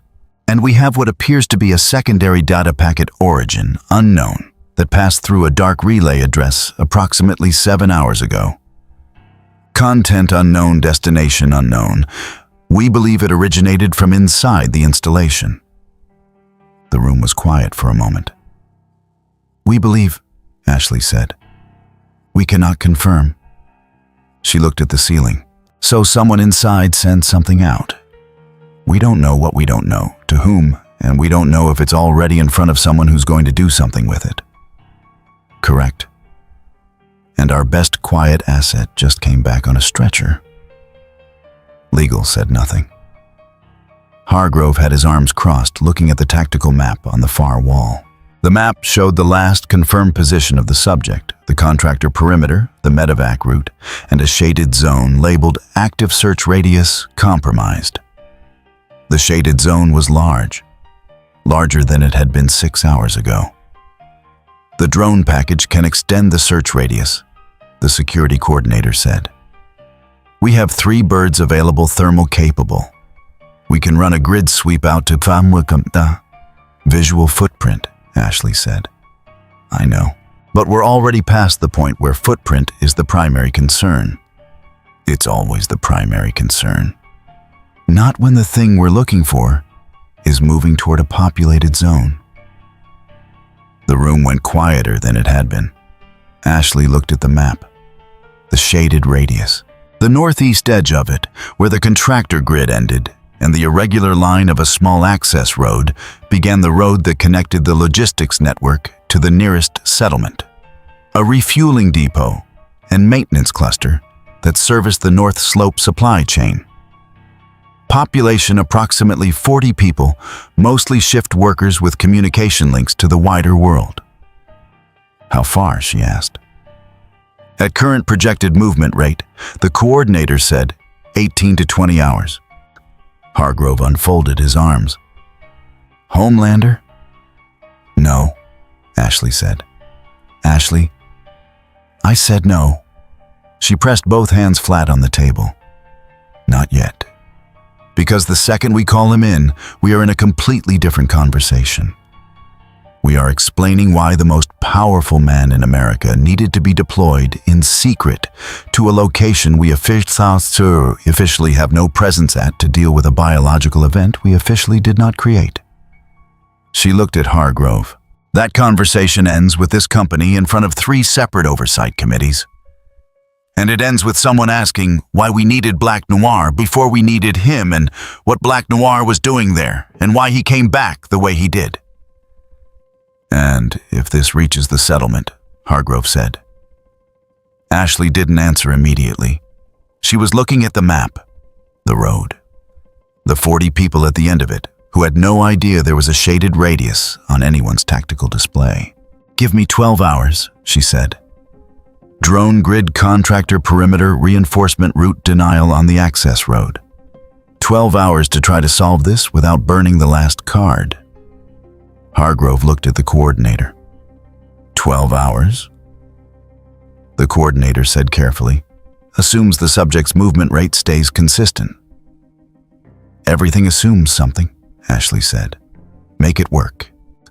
She stood, picked up her phone, and walked to the corner of the room, where the signal was slightly better, because there was a call she needed to make that she did not want the rest of the room to hear. The call was to a communications consultant who owed her 3 favors, and the thing she needed from him was very specific.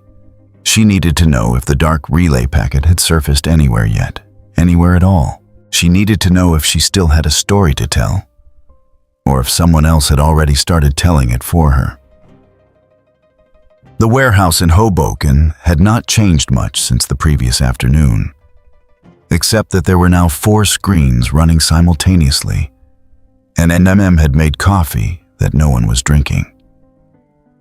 Medevac, Frenchie said. He had the flight path on the left screen overlaid on a topographic of the region north of Fairbanks. Private contractor registry.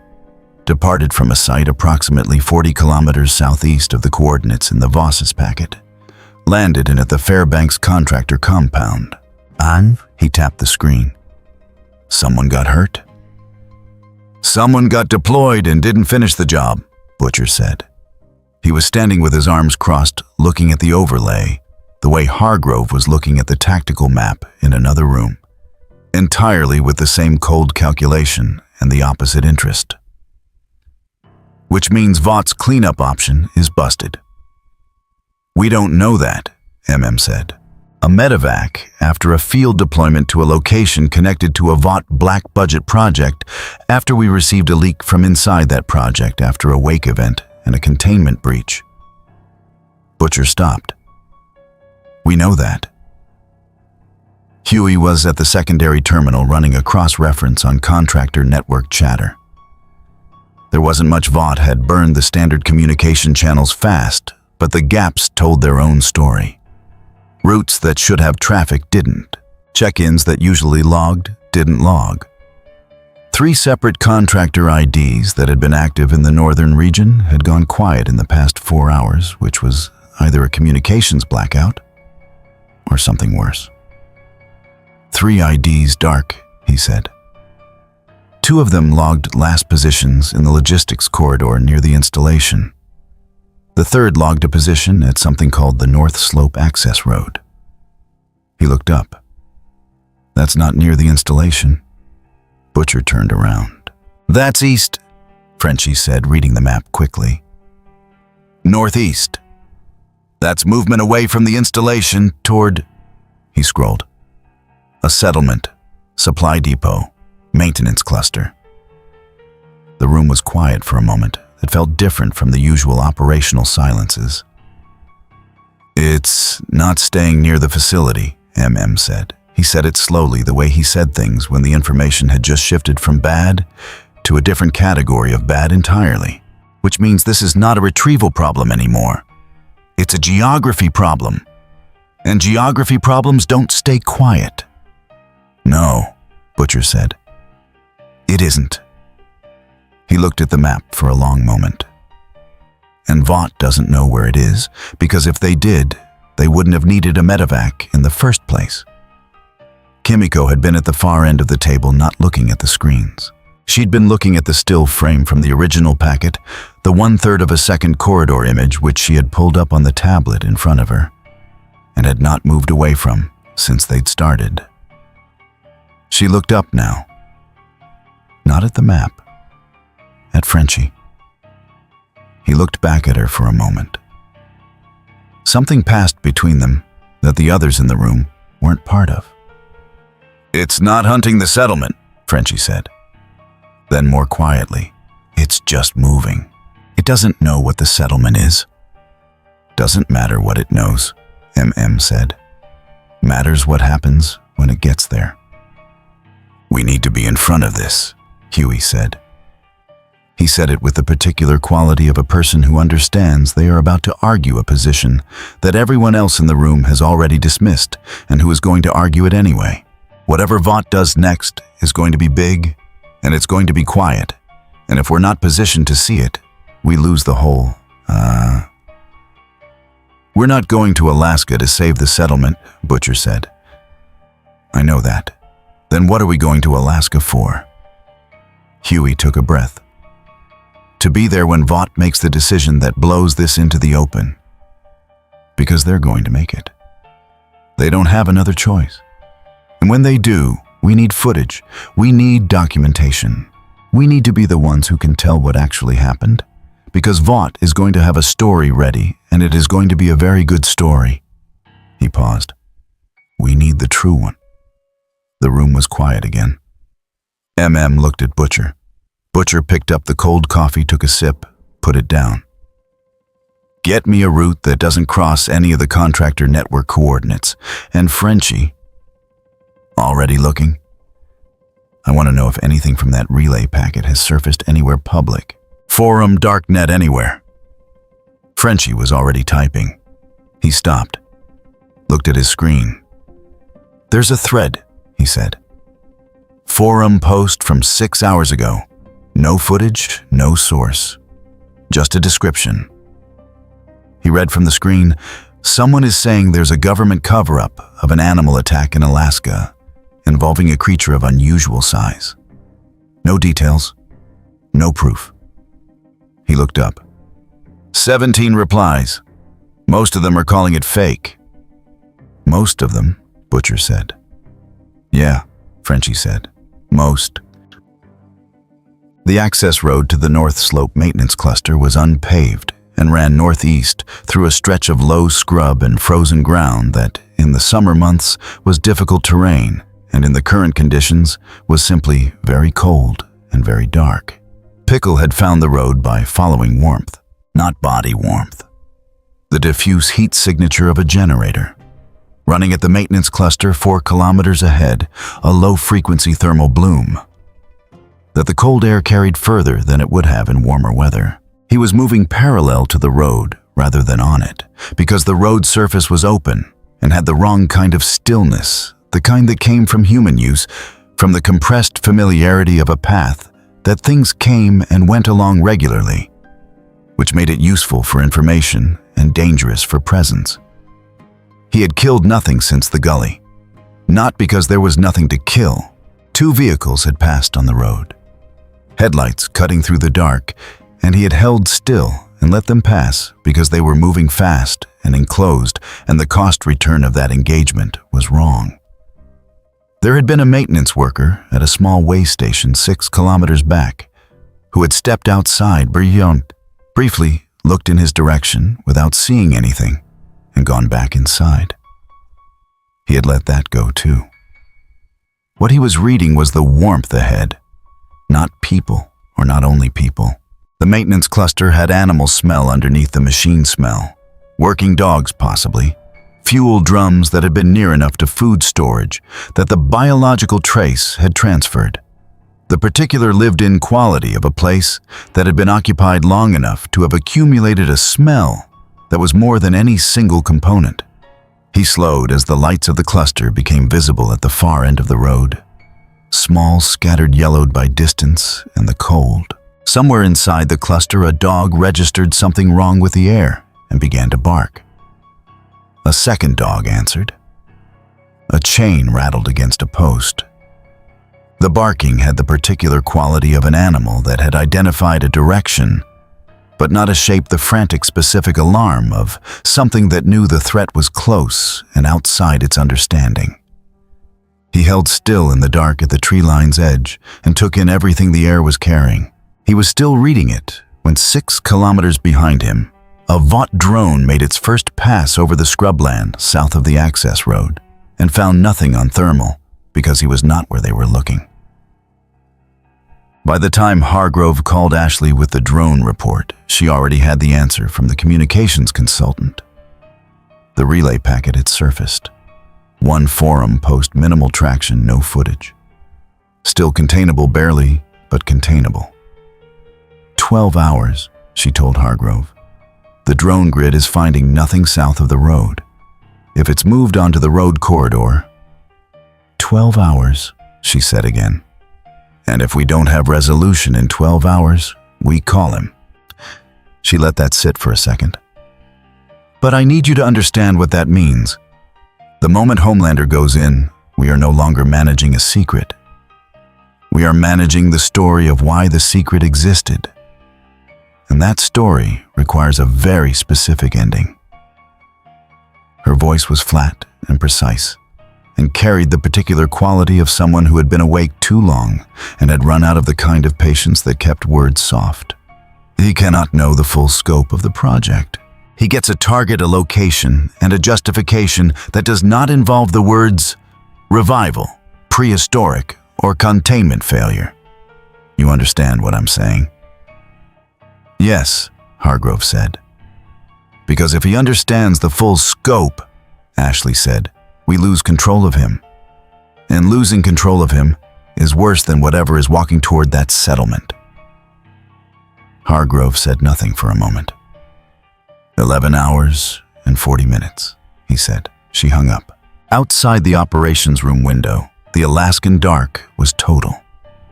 Somewhere in it, 11 hours and 40 minutes from now, she was going to have to hand the last card to someone who didn't understand what game they were playing.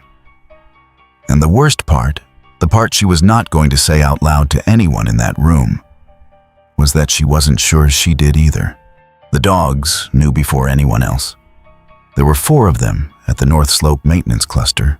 Working dogs, not pets, kept in a chain run behind the equipment shed and fed twice daily by a shift supervisor named Dale, who had been doing this job for 11 years and had never lost one. At 2:09 in the morning, all 4 began to bark simultaneously. Not the way dogs bark at a fox or a passing vehicle. The sustained directional backing away kind. The kind that meant they had assessed the situation and found it outside their operational parameters. Dale came out of the supervisor's unit in his boots and a thermal jacket and stood on the steps and looked at the dogs and then at the darkness past the equipment shed in the direction they were all pointing. He had a flashlight. He swept it across the yard, across the fence line, across the scrub beyond the fence. He saw nothing. The dogs did not stop. He went back inside and woke up 2 of his crew. Pickle had been at the fence line for 11 minutes, not testing it, not planning, reading. The depot had 6 sources of warmth. 3 in the main operations building, 2 in the residential units, 1 in the equipment shed that was also the strongest because it was the closest and had the additional heat signature of machinery still running on standby.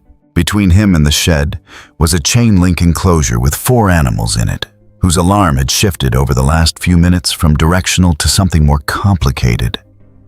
The particular register that meant they understood what they were looking at and had concluded there was nothing useful they could do about it. The air from the shed carried motor oil, diesel metal shavings, grease insulation, and underneath all of it, the smell of food. Stored protein grain, processed meat in containers coming through a vent in the shed's western wall. He had not eaten since before the installation. That was a long time. He went over the fence in one movement that bent 2 of the horizontal rails and left a visible impression in the chain link that could not have been made by a human body at any weight. The dogs pressed to the far end of their run and did not come closer. He crossed the yard in the shadow between the 2 sodium lights, keeping the shed between himself and the main building, weight low, feet reading the frozen ground for soft spots and loose gravel that would carry sound. The shed door was secured with a padlock that was not rated for what he applied to it. The hasp tore from the wood frame and came away in his hand. Dale came back out with Reeves and a man they called Dutch, both of them carrying flashlights, and Reeves carrying the bear spray that was standard issue for the cluster's wilderness protocol. They walked the perimeter of the yard in a line light sweeping. They found nothing wrong with the fence on the south or west sides. On the east side, facing the equipment shed, Reeves said, "Dale," in a specific tone, and Dale came over and looked at what the flashlight was showing him. 2 horizontal rails bent outward. Chain link depressed and stretched.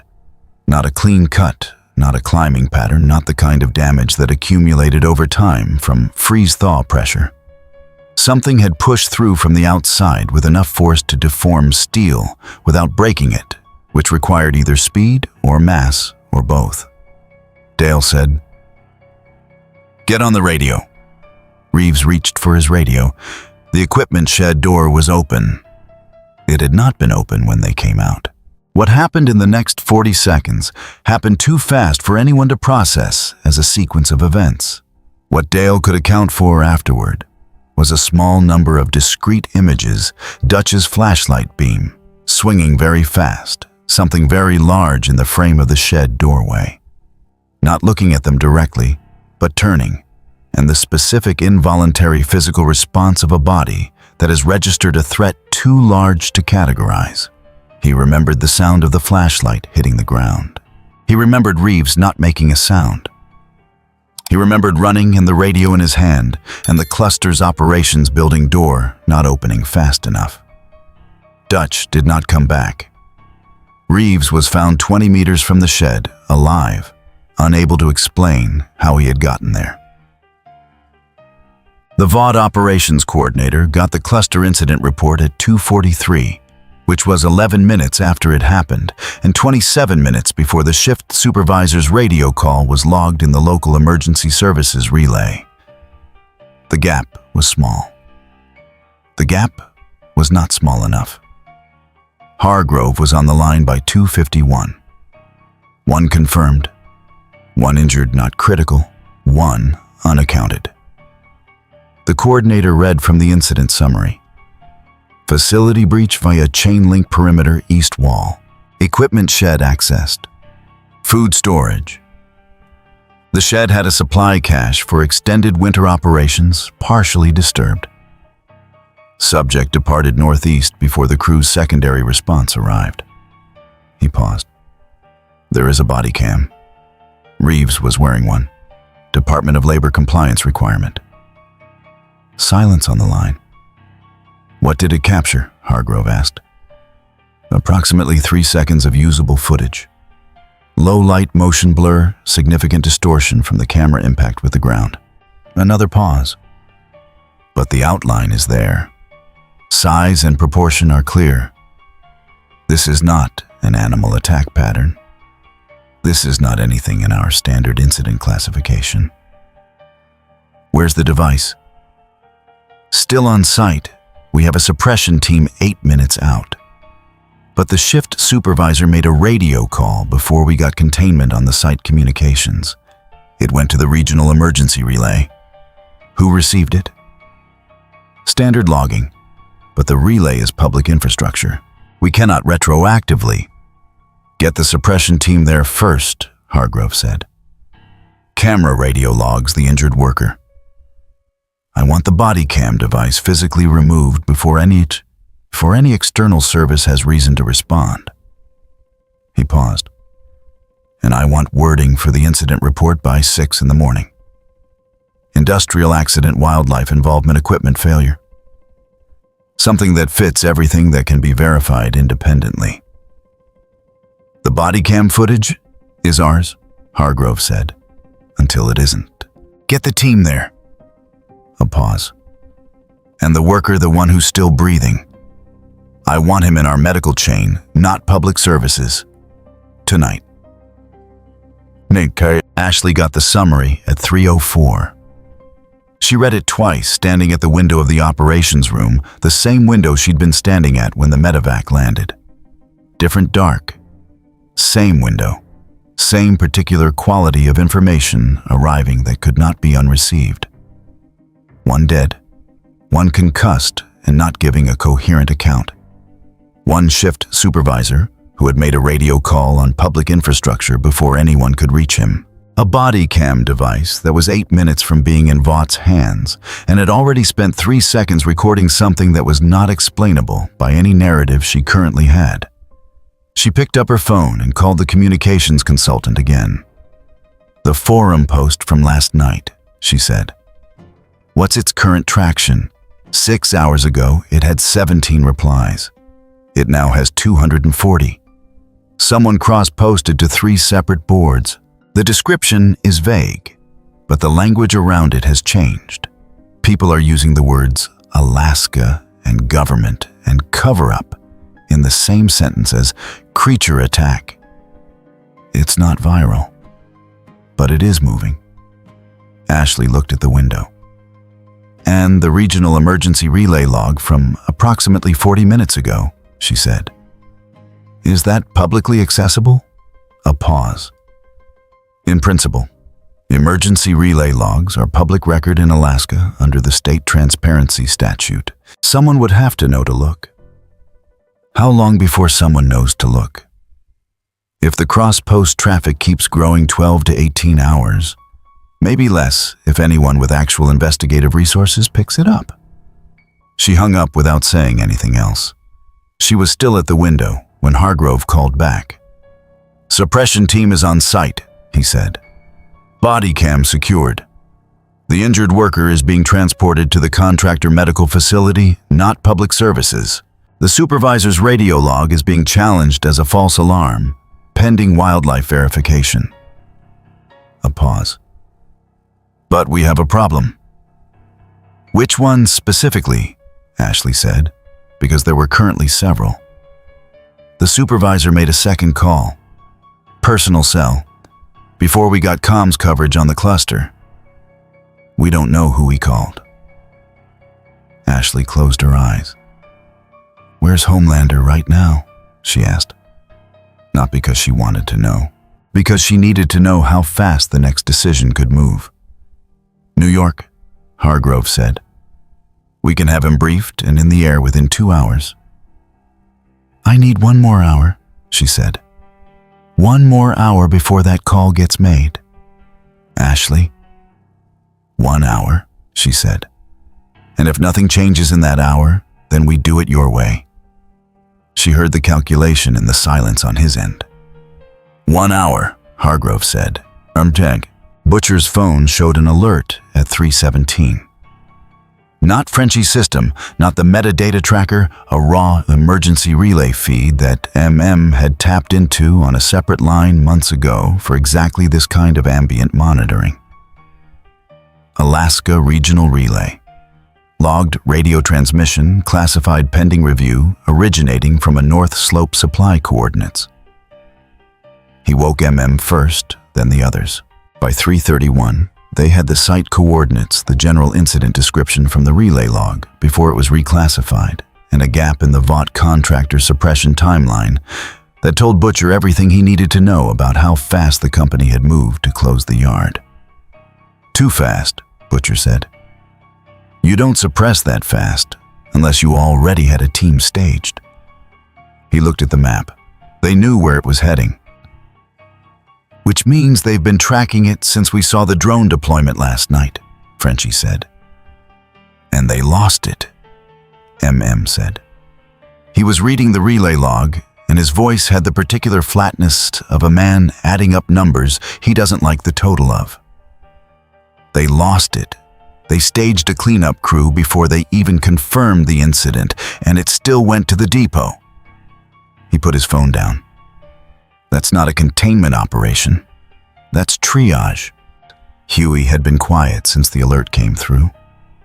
He was looking at the incident description, 3 lines of radio shorthand, the kind of language a man uses when he doesn't have enough time to construct a full sentence. Something in the yard. "Dutch is down. Tell my..." And then the log classified. 3 lines and then a wall. "That's a person," Huey said. "That's someone's person." Nobody argued with him. "We're not going there to mourn," Butcher said. Not unkindly, which was its own version of unkind.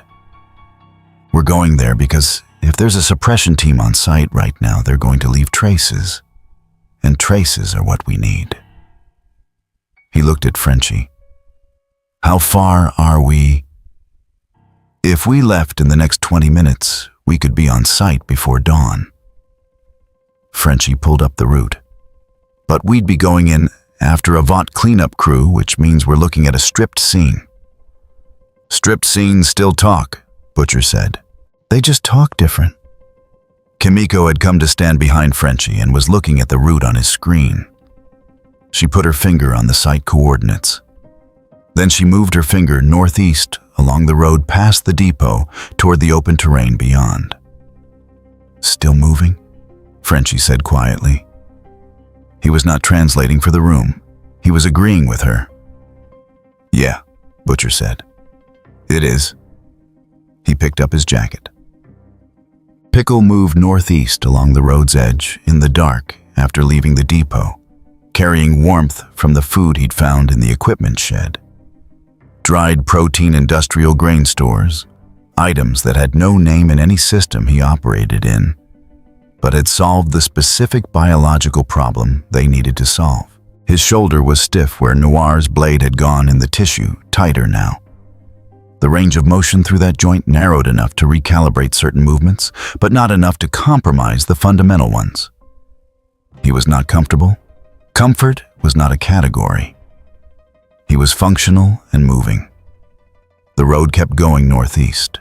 The air ahead carried less machine smell now and more open-ground rock, ice water somewhere under the freeze, the long, cold smell of terrain that had not had a structure on it in a very long time. Behind him, the depot lights had gone from 4 active sources to 2, as the remaining workers shut down non-essential power and locked their units. He heard the distant sound of a helicopter far to the south moving in the direction of the cluster. He noted it. He kept moving. A vehicle passed on the road, driving fast and without running lights, which was unusual. It slowed near the cluster perimeter and then stopped. He listened to doors open and close, and the sound of boots on frozen ground, and voices he couldn't parse at this distance. He did not go back. What he was reading ahead, the particular gradient of open terrain, the absence of any warm pocket large enough to be a structure, the clean cold of unpeopled ground, told him nothing was close in the direction he was heading, which was neither good nor bad, which was just information about what the next several hours would cost. He kept moving. Behind him, 3 seconds of footage sat in a VOT suppression team's equipment bag. Somewhere on a regional relay server, a log entry had been classified but not erased. And somewhere south of all of it, a man named Dale was sitting in his locked unit with his hands shaking, holding a phone trying to decide who to call second. He had already called his wife. The 1-hour window died at 4:22. Not because the hour ran out, because Hargrove called Ashley at 4:22 with 2 things in sequence, and by the time he finished saying the second one, both of them understood the argument was over. The first, the relay log from the North Slope Depot, had been accessed by a third party, not a journalist, not law enforcement, a private research account that cross-referenced emergency relay archives as part of an ongoing monitoring project. The account had no obvious connection to anyone they knew. It had flagged the entry 9 minutes ago and tagged it with 3 words in its internal system, anomalous force event. The second, Dale, the shift supervisor, had called a brother-in-law in Anchorage. The brother-in-law was a stringer for a regional news wire. He had not filed anything yet. He had made 2 calls of his own in the last 40 minutes. How long, Ashley said. If the stringer files tonight, the wire picks it up by morning. If it gets picked up, the relay log cross-reference takes on a different weight. Hargrove paused. We have a body cam that says something is out there. We have a relay log that says something happened. And we're about to have a news wire that says someone is asking questions. Ashley sat down. She had been standing since 3:04. Her legs had simply decided. Call him, she said. I need you to be specific about what you're authorizing. I'm authorizing the briefing, she said. Full deployment, New York team initiates contact. She pressed her hand flat on the table in front of her. The surface was cold. And I want to be on the call when he's briefed. I need to hear exactly what he gets told. That's not standard. I know it's not standard. Do it anyway. Night.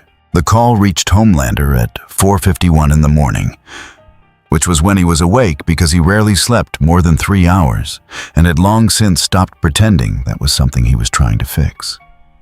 He was standing at the window of his floor in Vought Tower, looking at the city below, all those lights, all those people moving in the dark like they belonged to a world that was proceeding normally.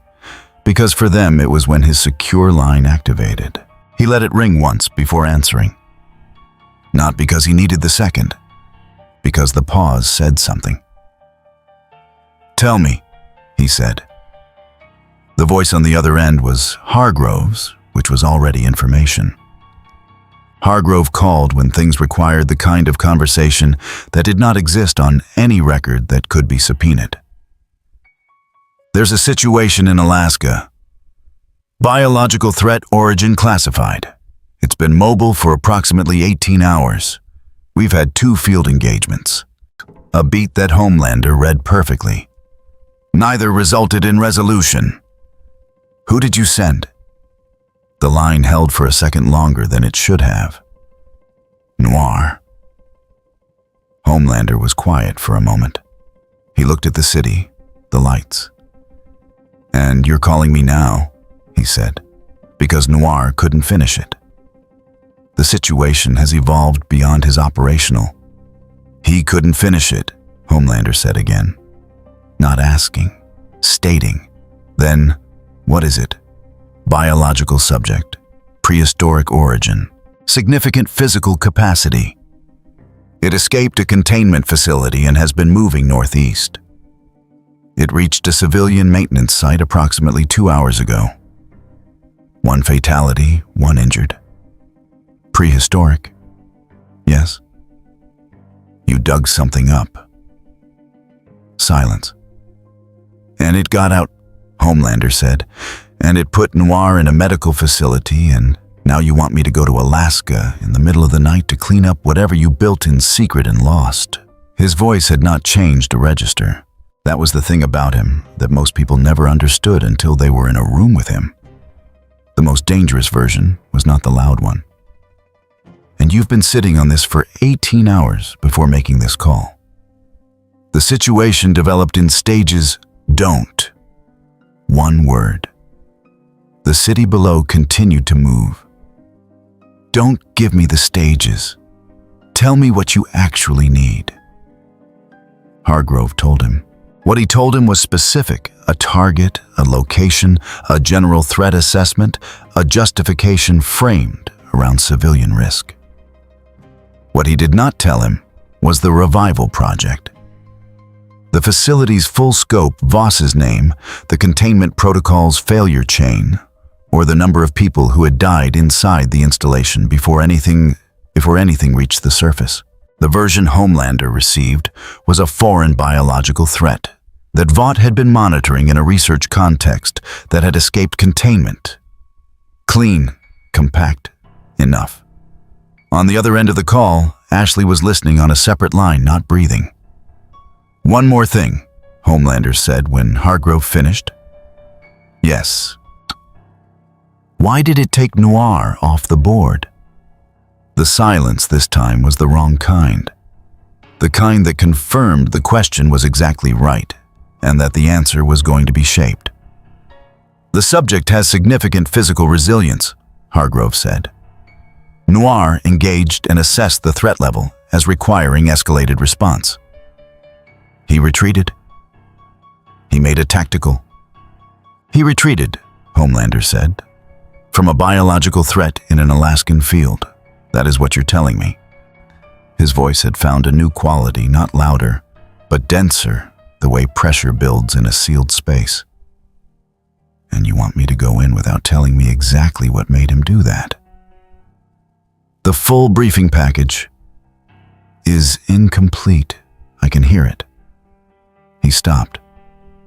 "I'll go. I'll handle it. Because civilian risk, and because there's apparently no one else left who can." The coldness in his voice was the kind that came from being very sure of what he was saying, and very aware of what it cost him to say it.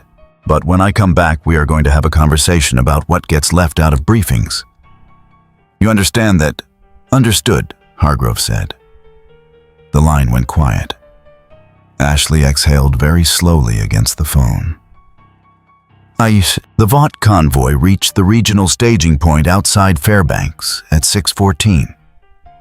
2 vehicles, no markings, a communications package, and a field team that functioned as logistics and documentation. Homelander was not in either vehicle. He had flown because he always flew, because the alternative was spending 3 hours in a vehicle with people who were frightened of him and could not stop showing it. He landed at the staging point and stood in the cold for a moment, breathing the air, looking northeast. The field team had a briefing package ready. He looked at it for approximately 4 minutes, which was longer than he usually needed and shorter than the material warranted, because what he was doing was not reading the brief, but reading the gaps in it. The places where the language was chosen very carefully. The assessments that described effect without describing cause. The single thermal image that showed a heat signature too large for any cataloged biological and too mobile for any known soup. He handed the package back without comment. "Route," he said. The field team coordinator pointed northeast along the access road. Last confirmed position was approximately 40 kilometers out, moving at a consistent pace.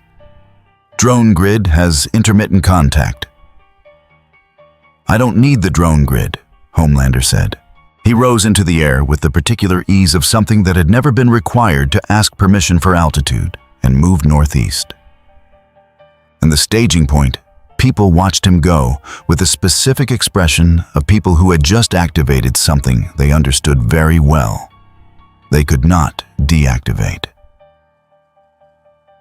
Butcher saw the convoy arrive at the staging point from a rise 300 meters west, lying flat against a rock shelf with a scope that MM had sourced from a contact in Anchorage 4 hours ago. He had been there for 90 minutes. He had watched 2 vehicles arrive, watched the communications package go up, watched the field team move with the particular efficiency of people who had done this specific kind of thing many times before. Then he watched the figure land. "Right," he said. He did not say anything else for a long moment. Behind him on the slope, MM was on the radio with Frenchie, who was half a kilometer back with Huey and Kimiko at the road pull-off, where they'd left the vehicle. "Butcher," MM said. "I see it." I know what it is." Butcher lowered the scope. His face had the quality of a man who had been expecting something and was now experiencing the specific satisfaction of being right about a terrible thing. Vought just put America's greatest hero in an Alaskan field to deal with a secret they can't name out loud. He looked at MM. Whatever they dug up, it's bad enough that they used Noir first, and now they're using him second. That's not a cleanup. That's a war. MM was quiet for a moment. "Do we follow?" "We don't follow him," Butcher said. "We get to wherever this ends before he gets there. Because when he finishes, Vought owns every inch of what happened, and everything they don't own, they bury."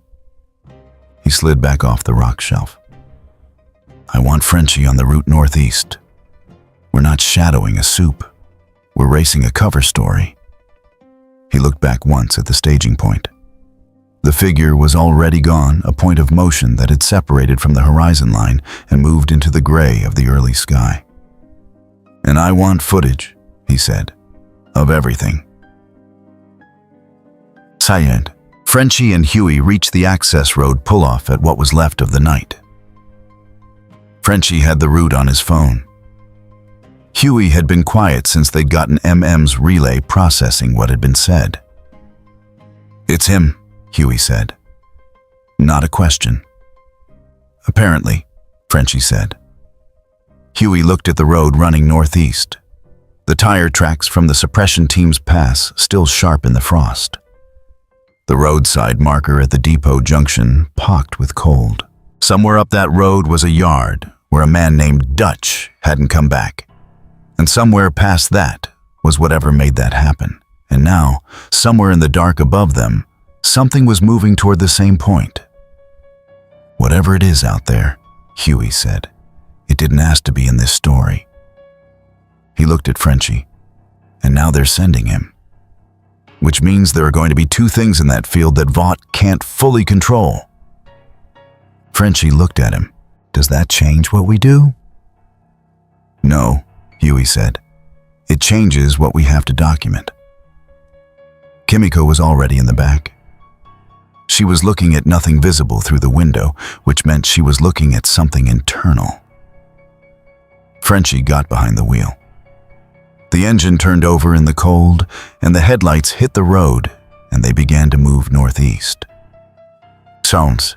Pickle stopped at the edge of a frozen creek bed, 12 kilometers northeast of the depot, where the access road crossed a culvert bridge and the terrain opened briefly before narrowing again into scrub. He had been reading the air for 3 minutes. Something had changed in it. Not a smell, or not primarily.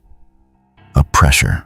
A change in the way the dark above the tree line distributed itself, a disturbance in the column of cold air, descending from altitude that was not wind and not weather, and not the mechanical drone signature he had logged several times since surfacing. Something had moved through the air above and ahead of him, at significant speed and significant altitude, and had left behind the kind of residual trace that very large objects moving very fast leave behind, whether or not they are visible. The ice on the culvert railing above the creek bed had shifted. Not melted, but stressed hairline fractures along the top edge from the pressure wave of something passing close overhead at speed. It had come from the south and gone northeast. He lowered his weight and read the ground. The frozen creek bed ran east-west. The bridge was ahead. Past the bridge, the road opened into a wider section before a slight rise. He did not know what the pressure in the air had been. He knew it was large. He knew it had moved faster than anything he had encountered since waking. He knew it had gone in the direction he was going. He held still for a long time reading. Then he crossed the bridge. The maintenance depot in daylight was worse. Homelander had come in from altitude, dropping through the cloud base at first light, and seen the yard before anyone on the ground knew he was there. The equipment shed roof had partially collapsed inward on the east side, not from age or weather, but from something that had exited the interior at a specific trajectory, catching the door housing on the way through and folding the steel frame outward like foil. The chain link run was intact, except for a 2-meter section on the west face, where the rails had been bent outward at a horizontal angle. Not cut, not climbed over. Pushed through from the outside at a height that suggested the thing doing it had been close to the ground and still managed to deform 18-gauge steel by moving through it rather than around it. He landed in the yard and stood with his hands at his sides and looked at the fence and looked at the shed and looked at the impression in the frozen ground near the door. A hand shape too large and too wide-knuckled to be human, pressed deep enough into the hard pack that the shape had held through the overnight cold. He had read the briefing. He had looked at the thermal image. He had told himself it was a cleanup. He crouched next to the handprint and looked at it for a long time. Noir had retreated from whatever had made this. That fact sat in his chest in a way he did not plan to name out loud.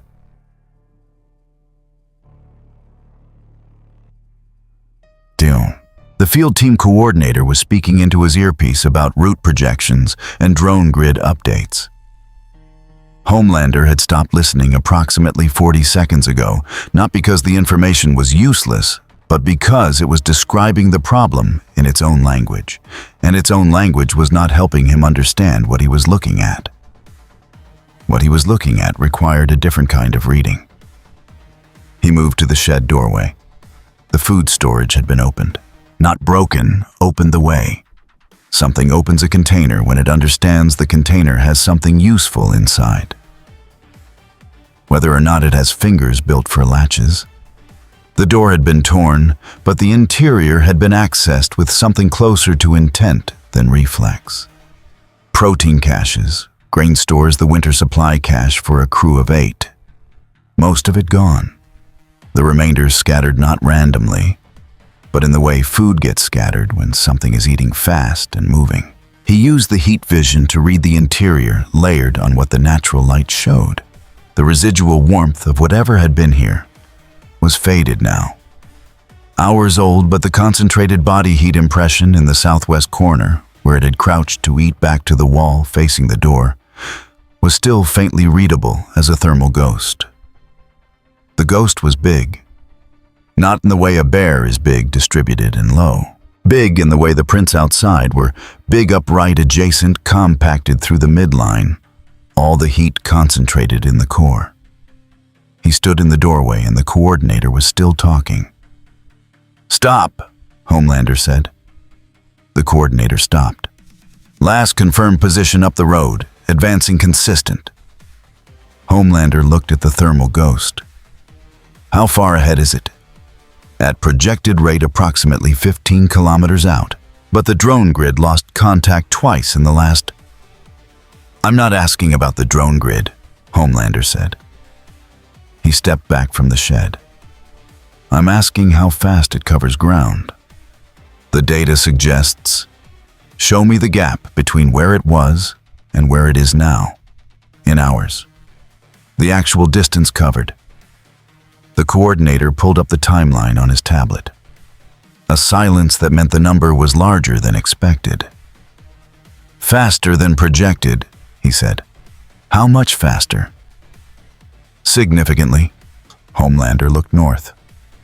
The access road ran out of sight between two ridges. Somewhere past those ridges, 15 or more kilometers away, something had covered ground that Noir's thermal scanner had flagged as requiring recalibration of its baseline tracking models. He rose into the air without saying anything else. Sheriff Butcher watched him go through the scope from the same rock shelf he'd used the previous night, now in gray morning light, that made the distances harder to read and the shapes easier. He saw the handprint, Butcher said. M.M. was next to him, prone, looking through a smaller optic. Changed his approach vector.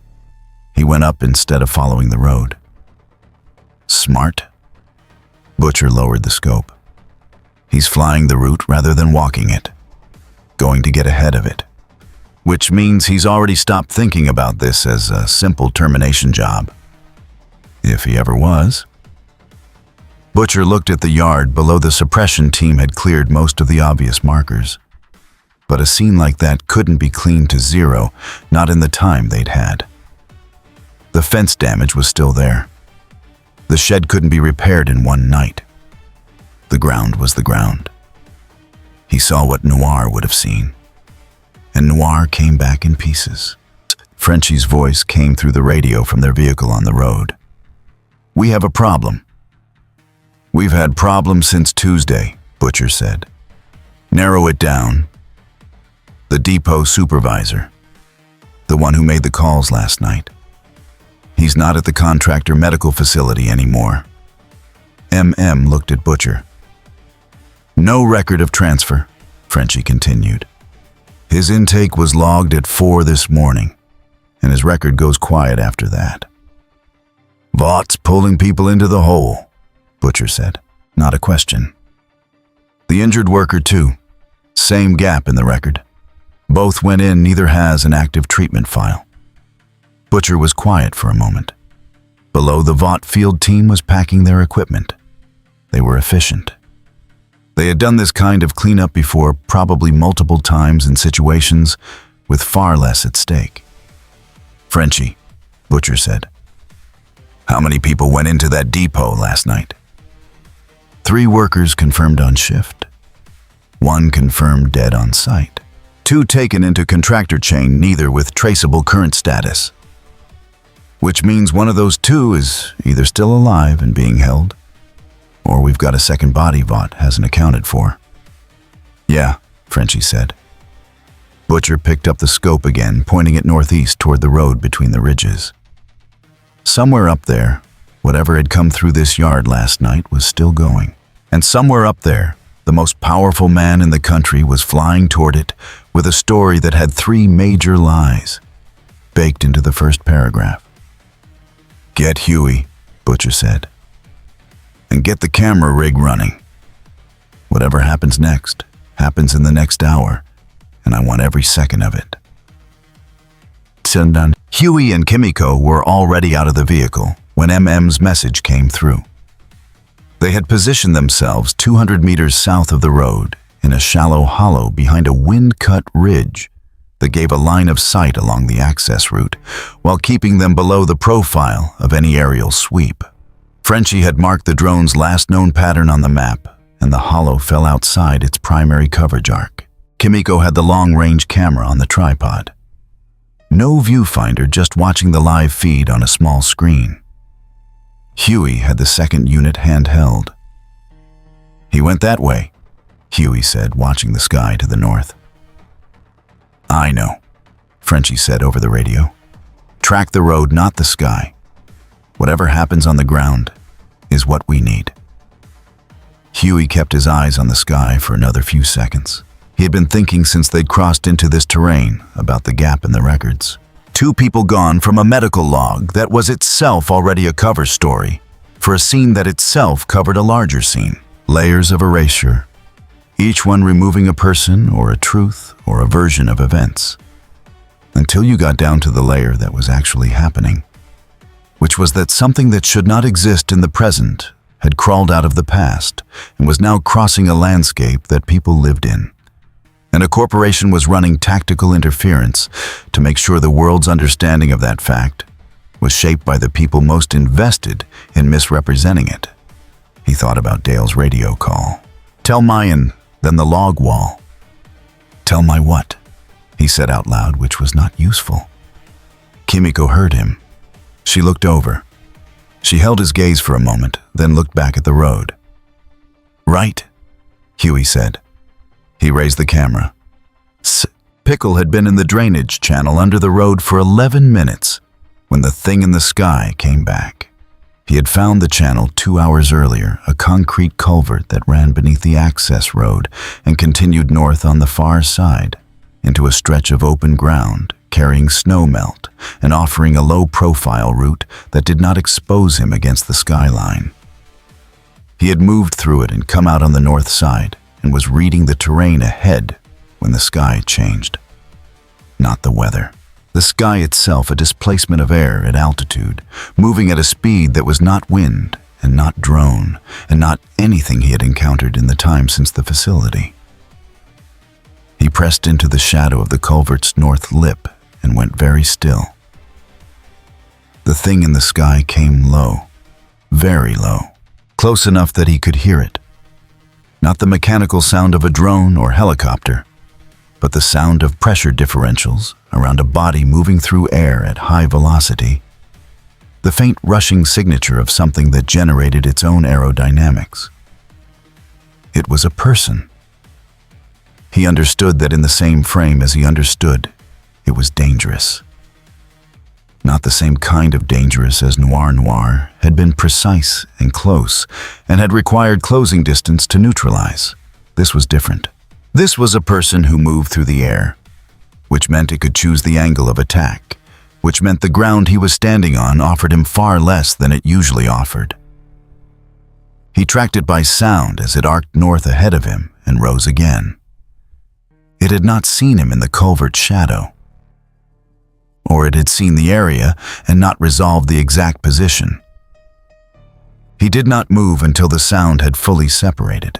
Then he came out of the culvert's shadow and pushed northeast low and fast into the scrub, parallel to the road, rather than exposed on it, checking the sky every few seconds.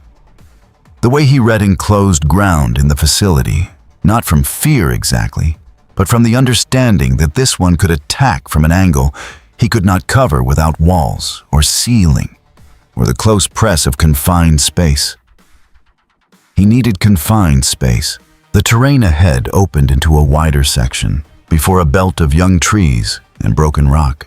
If the rock extended into a ridge, which the gradient suggested the ridge would give him something overhead adjacent. Not a ceiling, but not nothing. He moved toward it. Homelander saw the thing from 600 meters. Not clearly, it was tracking through scrub, close to the ground, using the vegetation and the irregular landscape to avoid the skyline, which was not a behavior he associated with the file he'd been given. The file had given him a threat profile based on animal pattern behavior.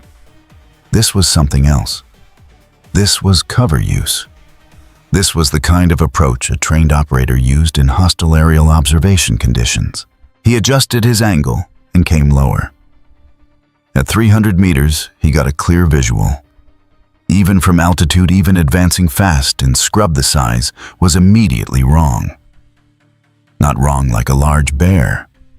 Wrong like a large bear that was crossing ground at a pace a bear couldn't maintain and staying deliberately low in a way that suggested an understanding of sightlines from above. He had heat vision and X-ray and more raw processing capacity than any human brain. And in approximately 1 second of observation, he revised his entire approach model. He came down to 200 meters and held. The thing below had stopped. It was in a depression behind a low ridge shelf, weight forward, facing northeast, absolutely still. Not frozen by his presence, just still the way things go. Still when they are reading a threat they haven't categorized yet. Homelander had been in a lot of confrontations. He knew what prey behavior looked like. He also knew what it felt like to look at something and have it look back at you with an assessment instead of a flinch. This was an assessment. He hadn't expected that.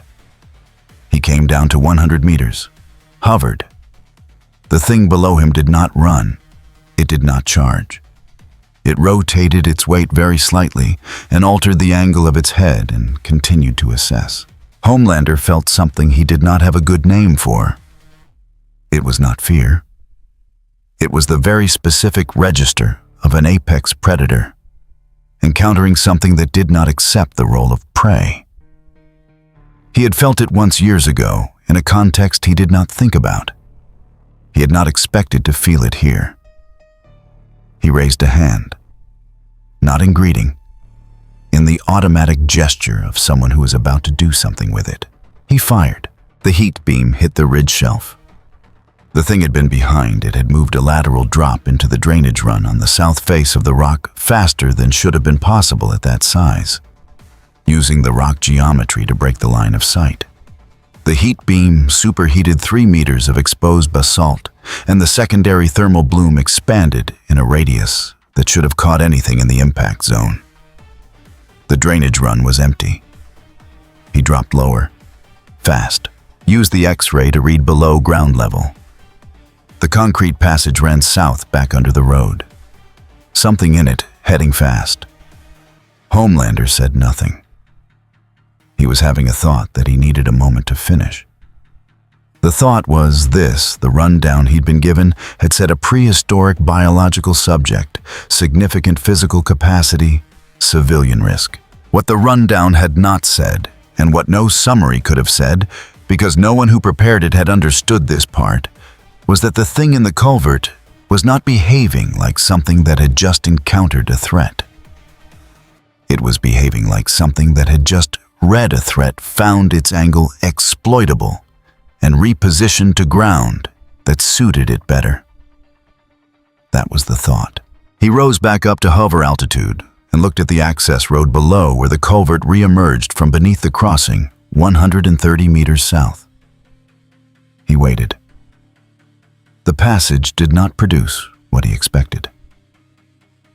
Ashley's comms update came at 7:44. Hargrove relayed from the field team.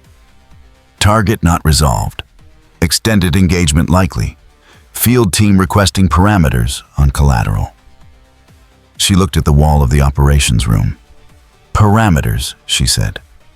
How much physical damage to the surrounding terrain and infrastructure is acceptable before we're creating a worse documentation problem than we're solving? Ashley thought about that for a moment. She thought about the relay log that had already been accessed. She thought about Dale's brother-in-law. She thought about the forum thread that was now at 400 and some replies and had jumped 3 boards in the last 2 hours. Tell them the documentation problem already exists, she said. At this point, what I need is resolution, not a clean radius. She looked at the window. Tell him the same thing. No parameters. Just finish it.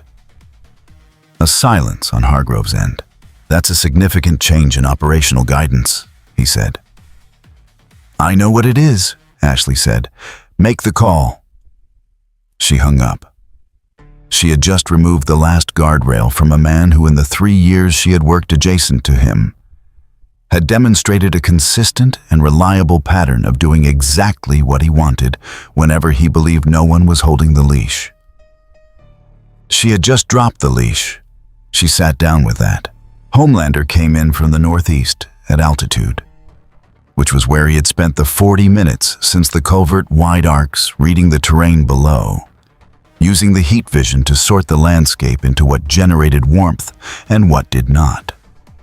He found the heat signature in a broken rock formation, 2 kilometers up the road from where the concrete passage had ended low in a vertical crack between 2 frost-fractured basalt columns, weight forward absolutely still. He did not open with contempt this time. He came down to 300 meters and held, and for approximately 4 seconds, he simply looked at the shape below with everything available to him. Heat density, position, angle, and made a decision about his line, and that was the first genuinely tactical decision he had made since arriving. He would not give it the short range it wanted. He would not fly in low and slow and make himself a fixed target with a sightline problem. He would use the one thing that the thing below him categorically could not answer: sustained aerial fire at range, forcing lateral movement, reading the route, collapsing the cover options one by one, until there was no more earth to move through. He fired twice from altitude. Short, controlled bursts, not at the rock formation at the surface, to either side of it. Collapsing the exit angles, superheating the rock face on the west side, and cutting the northern scrub with a second beam that left a 2-meter fire line in the frozen brush. The heat signature was no longer in the crack. It had moved before the second beam landed, not after, not during, but before, the way something moves when it has learned to read the pre-fire indicators and react to the preparation rather than the discharge. Homelander tracked it by heat bloom into a dry creek bed running east, and he dropped altitude fast and cut the creek with a third beam that raised a wall of flash-heated stone and steam on the eastern run. The signature went north. He followed. From the hollow 200 meters east of the road, Butcher watched through the scope and said nothing. MM was pressed flat against the frozen slope next to him, one eye on the scope, one on the sky. "He's driving it." "Trying to," Butcher said. "Watch the creek bed." "I see it." The heat beams were visible even in daylight, the flash of superheated air, the scorched aftermath. The way the frost sublimated instantly off exposed rock within the blast radius. The scale of it was wrong for any language Butcher had used before. Not explosion wrong. Wrong in the way that made the rock formations and creek beds and frozen scrub look suddenly like furniture objects in a space that had been redesigned around forces that found them irrelevant. "Kimiko," Butcher said into the radio. How far ahead? Kimiko and Frenchie had gone north an hour ago, positioning at the next ridge crossing the place Butcher's read of the terrain had marked as the most likely convergence point. Frenchie answered. 300 meters south of us, moving fast northeast. The flying one is staying high. "He's not landing," Butcher said. "He knows the surface isn't where he wants to be." "Butcher." Huey's voice from the vehicle 200 meters south on the road. He had the second camera and a line of sight along the eastern creek approach. "I've got footage. Eye level. This isn't going to look like a wildlife event." "Keep rolling," Butcher said. "I know, but this isn't..." "Keep rolling, Huey." A silence on the line that had the quality of a person looking at something and deciding what it makes them. "Yeah," Huey said. "I know." Heck, Pickle had been reading the aerial pattern for 6 minutes and had a working model of its logic. The thing in the sky was hurting. Not pursuing directly, it was cutting angles, collapsing the directions that were open, pushing him toward a specific area. He recognized the behavior because he had used it himself across a very long time on things much larger than he was. You did not chase prey into open country. You made the open country smaller. The problem was that the angles collapsing around him were heat-based and moving at a speed his body could not match in a straight race. The solution was not to run a straight race. He was in the creek bed moving north in the dry gravel channel, when the fourth heat beam hit the ridgeline above him and sent a cascade of superheated stone chips across the north end of the run. He felt the heat across his shoulders and the back of his neck not burning yet. Not quite, but close enough to register as a ceiling a constraint that the air directly ahead and above had become dangerous for approximately the next 12 seconds. He went down into the gravel and pressed flat and held for the thermal dissipation. Above him, the sound of something moving through air at high velocity arced east and then back west. The pattern had a rhythm now, 3 to 4 seconds between fire intervals. A ground cover sweep that moved roughly northeast to northwest and back. The thing was also reading him, calibrating on where he had been projecting, where he would be trying to collapse the options before he reached them. It was good at this. But it was doing it from a fixed altitude, which meant every arc had a lateral limit. And at the northern end of the creek bed before it opened into a wider section of exposed flat ground. There was a road underpass, a concrete arch, barely tall enough for a vehicle running under the access route that extended approximately 3 meters of solid overhead cover. He had seen it from the creek bed approach 8 minutes ago. He began to move north along the gravel, staying below the bank line, reading the aerial intervals. Sayir Homelander tracked the heat bloom into the creek approach and cut the bank with a beam, designed to force a vertical exposure nowhere left to go, but up or out, both of which would give him a clear shot at range. The bloom did not come up or out. He used the X-ray. The creek bed was empty. He dropped lower 40 meters, scanning north, and found the heat trace under the road in the arch of the underpass, completely concealed from above by 3 meters of reinforced concrete. He held it 40 meters and looked at the arch. The thing inside the arch had found the one piece of overhead cover in a 2-kilometer radius.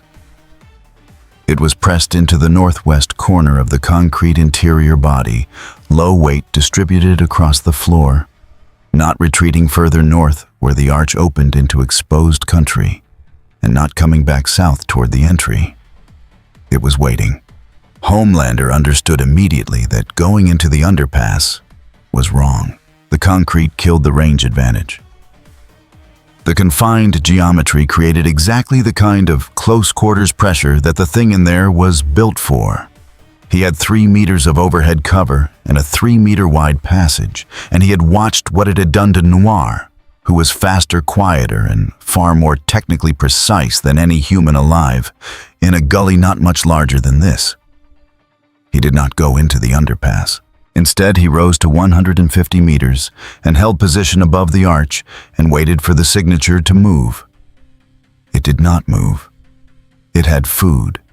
It had water from the snowmelt condensation in the concrete seams, and it apparently understood from wherever it had stored that understanding that he had a problem. He had not expected to have a problem. He fired at the road surface above the arch, not a pinpoint beam, but a wide thermal discharge at low intensity across a 12-meter section intended to superheat the concrete from above and drive the temperature inside the underpass past a tolerable threshold. The concrete above the arch turned cherry red along the surface layer. The temperature inside the arch went up by approximately 40 degrees in 20 seconds. The heat red shifted toward the south opening. The entry. Homelander dropped fast. 40 meters. 20. He hit the south opening at speed with both hands forward, and the heat vision already rising, and the thing inside the arch was not at the south opening. It had retreated to the north, using the 40 degrees of superheat, and Homelander's descent as cover for a direction change, and was already out the north end and into the exposed flat ground, moving northeast at a pace that closed the distance to the next cover. a section of road embankment and collapsed culvert 50 meters away, in a time that should not have been possible. He came out the south end of the arch and swept north with the heat vision. The embankment. He flew north at speed and came over the embankment fast and low. And this time the gap was wrong. Too little distance, too much angle, and the thing below him came off the ground. Not a jump, a launch. The full mass of it driven upward from a crouch at a speed that closed the remaining vertical distance before Homelander had completed his angle adjustment. And the impact was 2 hands around his left ankle and a torque that used his own velocity against him, redirecting it downward and sideways instead of forward. And he hit the road surface with a force that cratered the asphalt. He was back in the air in under 2 seconds. The ankle was fine. The road was not. But the 2 seconds on the ground had been enough to understand what the thing had been waiting for. Since the creek approach, not a lucky moment, not a random contact, but a specific geometric configuration that it had been reading across the entire chase. The one angle where his speed became a liability instead of an asset. He rose to 60 meters and looked down at the thing on the embankment, which had not followed him into the air and was not going to, and was now in the specific posture he had come to associate with it, reading a situation before deciding what the situation cost. This was not a cleanup. He had known that since the handprint in the yard. He had been telling himself it was still manageable. The road surface 10 meters behind him had a 12-centimeter crater in it. Nothing here was manageable in the way the word usually meant. Butcher got the footage from 3 angles. The creek bed approach Kimiko's long range from the ridge crossing, and Huey's ground level from the road pull-off 42 seconds of combined footage that started with heat beams collapsing the creek bank and ended with America's greatest hero hitting asphalt hard enough to deform it and coming back up with what was clearly even at distance, not the energy of someone who had simply fallen. He handed the compact drive to MM without looking at it again. "Get that to Frenchie," he said. Frenchie gets it off network, encrypted. 3 separate channels, 3 separate recipients, all to be held pending authentication. He looked north where the standoff above the embankment was still ongoing. If Vought gets that drive, they can contain the story. If it's already sitting in 3 places, they don't control the story exists whether they like it or not. "And if they find out we have it," MM said. "Then at least we have it," Butcher said. He looked through the scope at the standoff. Homelander had risen higher, reworking his angle. The thing on the embankment had not moved. 2 forces that had both just learned something important about the other, and neither one was willing to close distance on the other's terms yet. "This isn't a Vought problem anymore," MM said. "It never was," Butcher said. "They just thought it was." The update reached Ashley at 9:19. Hargrove read it to her in sequence, which was how he delivered information when the information was the kind that required a listener to process it in order rather than all at once. Target mobile structure damage at road underpass. Significant collateral. Extended aerial engagement. No resolution. Target demonstrated adaptive close quarters capability. Asset sustained minor physical contact. Operational status unaffected. She waited. "There's more," Hargrove said. "There always is. We have a visual contamination event. 3 separate camera angles origin unknown captured during the active engagement. The footage includes clear identification of the asset." A pause that was not the usual operational pause. "If that footage surfaces, we are not managing a black-budget biological event anymore. We are managing a public record of Homelander engaged in undisclosed combat operations in Alaska." Ashley said nothing for a long moment. "Find the source," she said. "We're working on it. Find it fast." She looked at the window. Because if we can't suppress the footage, we need a version. And if we need a version, I need to build it before someone else does." She stopped. "How long do we have?" "Unknown." "Then assume we have none," she said. "Start building." She hung up and sat in the quiet of the operations room and understood that the shape of the problem had changed one final time. It was no longer about containing what had happened. It was about whether the version of what happened that people believed would be the version that served anyone's interests except Vaught's. That was a fight she had won before. She was less certain she could win it now. Pickle left the embankment when the thing in the sky rose too high to read clearly and began making wide arcs that he recognized as the preparatory pattern for a different kind of descent. He moved up the road's edge, not on it, using the embankment line as lateral cover, reading the surface ahead for the next configuration that would give him overhead adjacency. The shoulder was stiff from the grip on the ankle. The torque from that contact had pulled the still healing tissue harder than it wanted to go, and the range of motion through that axis had narrowed again. Not a compromise, a cost. He filed it. The sky above was very loud with the thing's arcs. Close then far, the pattern was changing. It was no longer trying to herd or collapse angles. It was doing something else now. Wider, higher. The sound changing quality in a way that suggested it was looking for something, rather than forcing something. He went lower and faster, and found a section where the road cut between two embankments, effectively a shallow trench with earthen walls 3 meters high on either side, extending north for approximately 50 meters before opening into a wider section. He stopped in the trench and went flat. The sky above was clear. The arcs passed to the east and west, but not directly overhead. He lay in the cold earth and read the pattern for 2 minutes and understood the thing was not looking for him in the trench because the thing had lost his heat signature. Not permanently. The earthen walls were cold, but not cryo-cold. In another 4 to 6 minutes, the body heat bleeding through the earth would be readable from altitude.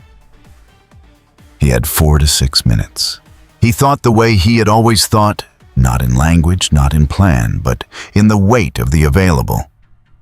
The thing in the sky was very fast and could kill from range and had excellent pattern recognition. He had come very close to its leg and felt its weight and speed, and the weight had been enormous, not as heavy as some things he had brought down across a very long time. But the speed behind it was different from anything he had ever tried to hold. It would not make the same close approach again. It had learned. He had learned too. He came out of the trench's north end and crossed the open section fast, and found a culvert running under a side track that led east, and went into it without slowing, because the culvert had overhead cover, and the overhead cover was what mattered now. And in the culvert, the air from the east carried the smell of wet soil and running water. Not frozen, actually running, which meant there was a drainage system ahead that connected to something larger, and something larger might have the kind of geography that the thing in the sky could not simplify with a heat beam. He moved east. Behind him, where the trench met the embankment, the frost on the earthen wall had a faint residual warmth in it that would read from altitude in approximately 3 minutes and point in the wrong direction. Homelander did not find the heat trace before the thermal reading dissipated. He flew the search grid for 22 minutes after the trench and found nothing. The drainage systems under the access road network connected apparently to a broader culvert matrix that the drone grid had mapped, but that he was now understanding functioned as a completely different kind of landscape from what it looked like on a map. A below-grade network that his above-grade view had difficulty resolving, and that offered overhead cover at irregular intervals across a significant area. He landed on the road and stood in the cold and looked east where the drainage gradient ran, and thought about the body in the yard, and the handprint and the crater in the asphalt, and the moment when the thing had found the one geometric configuration in the entire chase sequence that turned his velocity against him. He had not taken damage. Minor. Operationally irrelevant. He understood in the way he understood very few things fully that the thing he was looking for was not a target that could be closed quickly. It would have to be found again. And when it was found again, he would have to come at it without the assumption that had gotten him into range in the first place. The assumption that in any engagement, the question of whether it ends was his to decide. That assumption was no longer available. He opened his comms.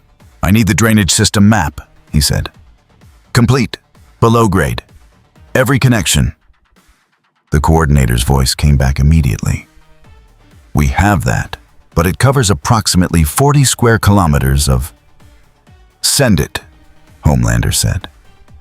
The map arrived on his secondary display. He looked at it. He began to read. Behind him, 40 meters off the road, in a shallow hollow, 2 camera rigs were packing up, and 2 people were moving south toward a vehicle with a compact drive that contained 42 seconds of footage that did not fit any story Vought was currently prepared to tell.